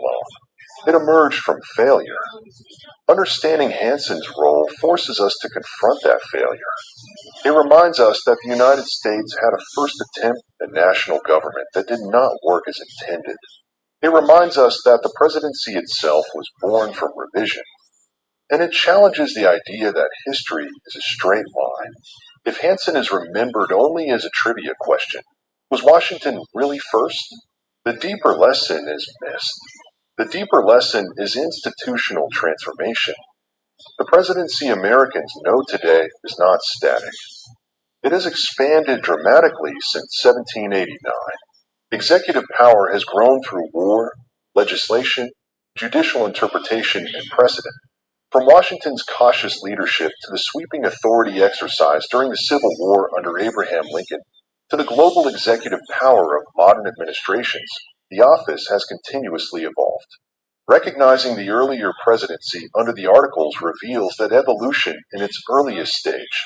It shows that titles alone do not define power. Structures do, and structures can change. In the end, the accusation embedded in this story is not that America lied about Washington. It is that America simplified itself. It presented a polished origin instead of complicated birth. John Hanson's relative obscurity is not an injustice of race or suppression in the way other historical erasures have been. It is a reminder that institutional memory is selective. But selective memory shapes civic understanding. When citizens learn that there was a president before Washington, even if only in a different governmental form, they are forced to reconsider what first really means. They are forced to look closer. And when people look closer at their foundations, they often discover cracks, not fatal ones, but human ones. That discovery does not weaken democracy. It strengthens it. Because mature nations do not fear complexity. They embrace it. America's first president was hidden, not in a secret archive, not in a burned document, but in the quiet margins of a transitional government that did not survive. And understanding that hidden chapter changes everything about how we see beginnings. It reveals that power is defined by structure, that titles can shift meaning, and that national memory is shaped as much by storytelling as by fact. George Washington remains the first president under the Constitution. John Hanson remains the first president of the United States in Congress assembled after full ratification of the Articles of Confederation. Both are true, but only one became legend. The question is not whether Washington deserves his place. He does. The question is whether we are willing to tell the whole story. Because the moment we admit that the presidency had an earlier form, weaker, different, experimental, we acknowledge that America itself was once uncertain, unfinished, and fragile. And that realization changes everything. It reminds us that the nation was built not only by giants carved in stone, but also by administrators whose names faded when the structure they served was replaced. History does not always erase with fire. Sometimes it erases with simplification. And sometimes the most powerful revelations are not about scandal, but about structure.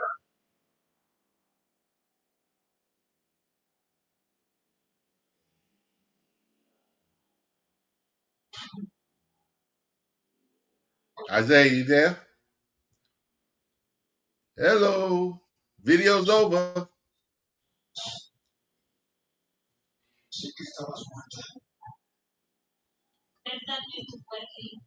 Hello.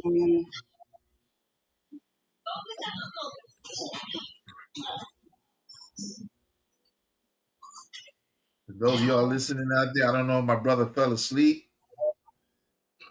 but Which the Department of Justice scrubbed from its website in September. Without objection, the gentlelady from Texas is recognized. Thank you so much, Mr. Chairman. And to be clear, I'm not going to ask any questions of this witness because this witness has revealed that she has no intentions of answering questions. But instead, I'm going to ask some very basic questions really quickly of my colleague, Becca Balint, if she will answer right or wrong, raping children. Wrong. Right or wrong, killing random citizens. Definitely wrong. Right or wrong, enriching yourself as the sitting president of the United States. Definitely wrong. Okay, thank you, because I probably never would have got that with our witness. Our witness who somehow is a lawyer but does not understand how it works with witnesses. I'm not really sure what law school she went to and what all kind of cases she tried. But typically when you come into a space and somebody's a witness, then they sit there and they answer questions instead of asking questions. And then we also have this objection that we use as lawyers called non-responsive when a witness fails to actually answer the question. But nevertheless, let me address the survivors because that's exactly who they are. They are not victims, they are survivors. Let me say thank you for having more courage and moral clarity in your pinky fingers than the entire Department of Justice. We are currently the laughing stock of the world, partially because of the failed leadership within the DOJ, as we see kings and queens falling everywhere around the world. But we don't know the basics of right and wrong in this country, because it's not about partisanship. And that's why I applaud Thomas Massey, because he's the only person on the Republican side that has a backbone and knows how to stand up to corruption. But nevertheless, let me keep going. My Democratic colleagues have been attacked this entire committee hearing. They have been lied on. And frankly, the American people weren't looking for that. They were looking for answers about the corruption that they see coming from this administration. In the written testimony of this witness, of this particular witness, she stated that when she took office, she had two main goals. The first was to end the weaponization of justice, and second, to return the department to its core mission. Not only have you lied about both, you've intentionally done the exact opposite. You're spending more taxpayer resources arresting journalists than you are prosecuting pedophiles and creeps. In fact, your boss, the President of the United States, stated that this administration, quote, took the freedom of speech away.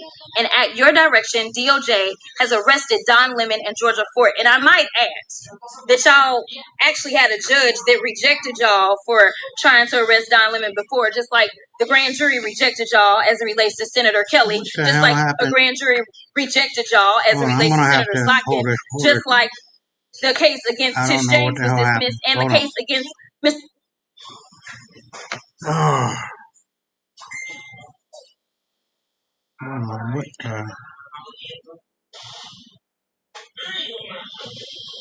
Yeah, I'm going to limit the show to just 2.5 hours. I just can't, or 3 hours at best. 3 hours is wearing me down. But I just don't know what the hell happened to the show. It came on about John Hanson and George Washington. Next thing I know, you're talking about Jasmine Crockett. So hold on. All right, so it did play out. I'm going to assume it did. So did it play out? Yeah. Oh, okay. It stopped about 5 minutes ago. Okay, yeah. Man, I was snoring. Hey, listen, that last video made me remember what I wanted to say earlier, and I totally remember when I forgot it. You said you'll get it back before the show's over? Right. Right. Okay, I got it back real quick. I probably said this on this show because I usually say this when these topics come up. But I find it ironic that George Washington was the only alleged white person that I've ever known with that name. I've never met a white person with the last name Washington. Yeah. Well, it's a derivation of Wessington. Yeah, Wessington. Yeah. Coming from Wessington, coming out of England.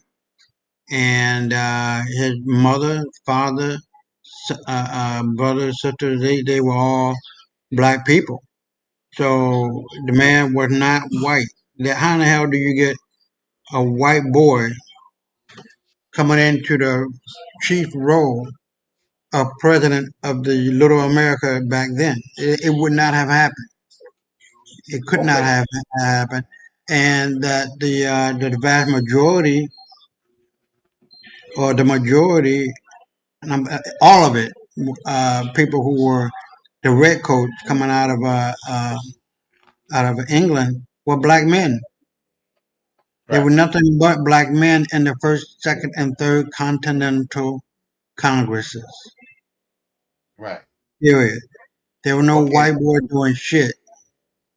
But let's wrap this one up, and then we'll come up. Hold on. We'll come down to. I wanted to ask another question, Brother Isaiah. I'm sorry, but I want to. Yeah, go ahead. Somebody very intelligent. Could it have been a derivative of the name Washita? Yeah. The Indian tribe called Washita. Right. Yeah. Not only that, George Washington, if I'm not mistaken, was born in Barbados, correct? Wait a minute, a car was going by. Say what now? I said George Washington was born in Barbados, or am I wrong? No, he was born in England. Hold Who was on. born in Barbados? Was it Ben Franklin? One of them motherfuckers was born in Barbados. I think you're talking about Alexander Hamilton. Could be. Okay. Yeah, Okay. because he was the first Secretary of the Treasury under Washington. He was black too. He was a Jew. Right. Was Washington born in England? Hold on.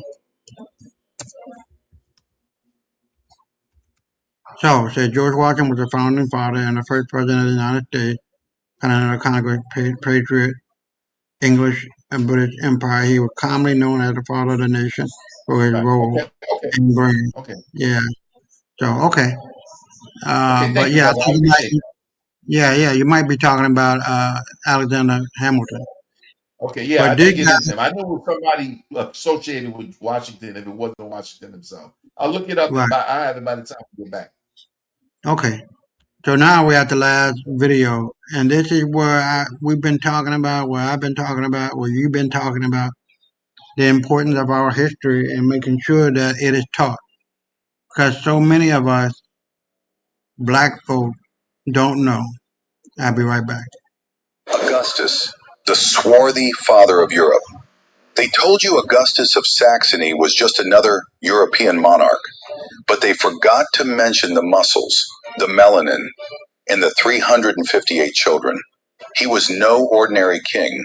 Augustus the Strong, born in 1670, inherited the electorate of Saxony and built it into one of Europe's most powerful courts. He ruled Saxony and Poland with muscle and mind, built a porcelain empire, and turned Dresden into a kingdom of gold, marble, and genius. They say he fathered more than 300 children. One man, one bloodline, spreading like wildfire through Europe's royal houses.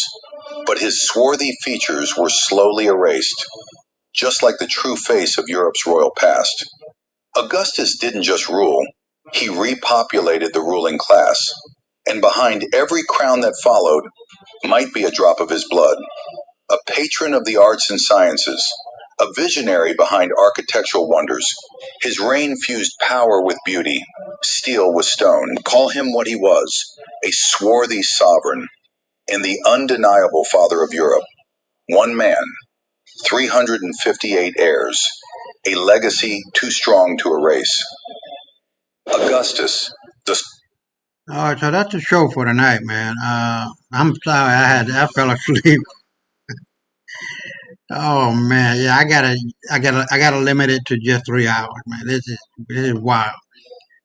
But at least it got played out, and I do like Jasmine Crockett, but then I ain't like you that much to stay up another hour or so. But anyway, what's the last comment you want to make? Another great show, brother.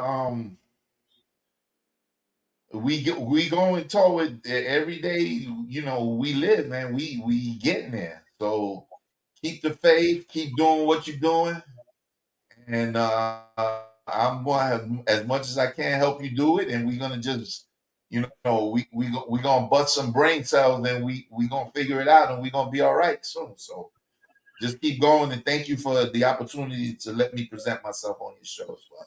Again, yeah, like always, Valentine's Day to your family. I know you don't celebrate it. I'm just, while it's in the air, just so people out there know we also live in the real world as well. So, with that said, I'm done. Peace and good night for you and yours. Benica.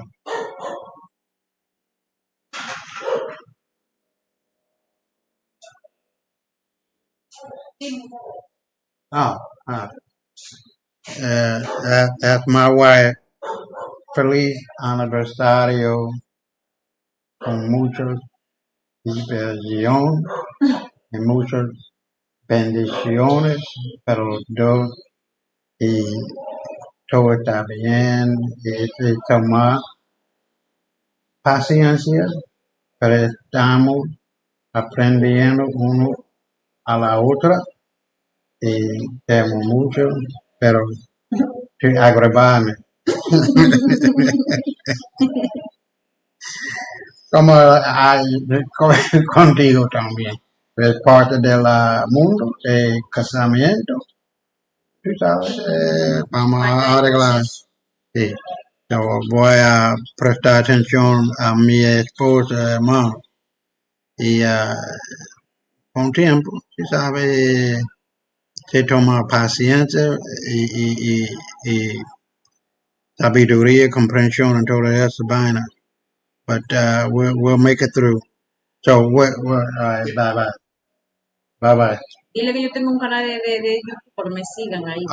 Well, siga ella en YouTube. ¿Cómo se llama tu canal? Cosa de casa y de ella. Well, you just said it. Cosa de casa de ella. ¿Él entiende español? ¿Cómo? Yeah. Claro que sí, usted. Sí. ¿Cómo se llama? Cosa de casa de cómo? Y de ella. Cosa de casa de... Y de ella. Cosa de casa y de ella se llama. So check it out, man. She explains how she makes my favorite breakfast pizza, but it's not a pizza, but it's like, well, you'll see it. Hold on, let me do better than that. Hold on. Hay varias cosas. En varias cosas ella dijo. Hold on. Man, your timeline look like mine. We watch the same stuff. Some of the videos you show, I already saw them. Cosas de ella. Hold on, bro. Cosas de ella. ¿Cómo? De casa. Cosas de casa. Y de cosas de casa. Y de ella. O casa de cosas. Hold on. Here you go. So, hold on. Déjame copiar ese vínculo. Y voy a ponerlo aquí.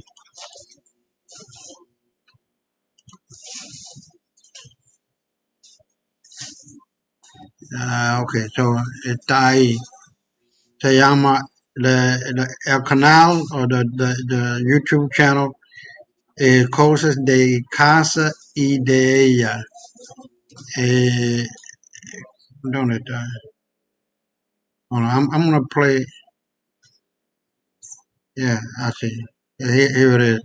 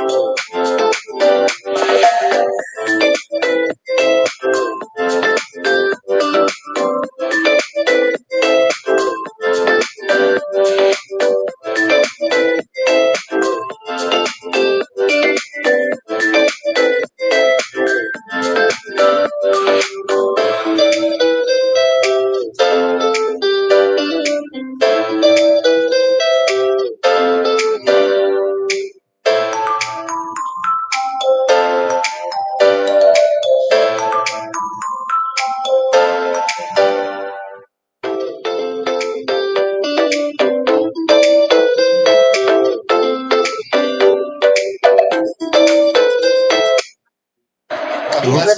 My bad. de Hold on. queso. Las compras que Oh, he shit. hecho en Oop. Hold on. ¿Cuál clase de queso Hold on. es? Here we go. That was my bad.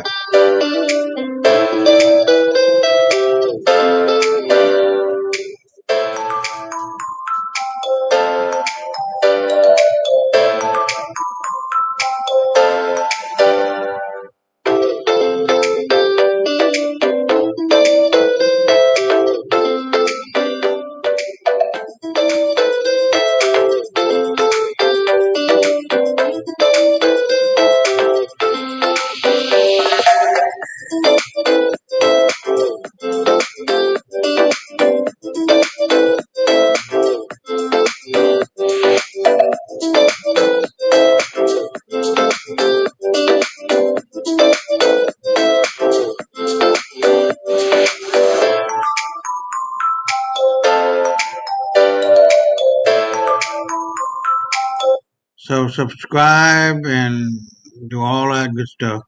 But it's really good, man. Especially when you add some meat to it. You can just What was the add whatever base? you want Egg? to do. Yeah, it's I call it a pizza, but it's a she makes it without the bread, with pizza bread or whatever. Right. But it's Pizza de good, man. huevos. Huh? Pizza de huevos. Yeah.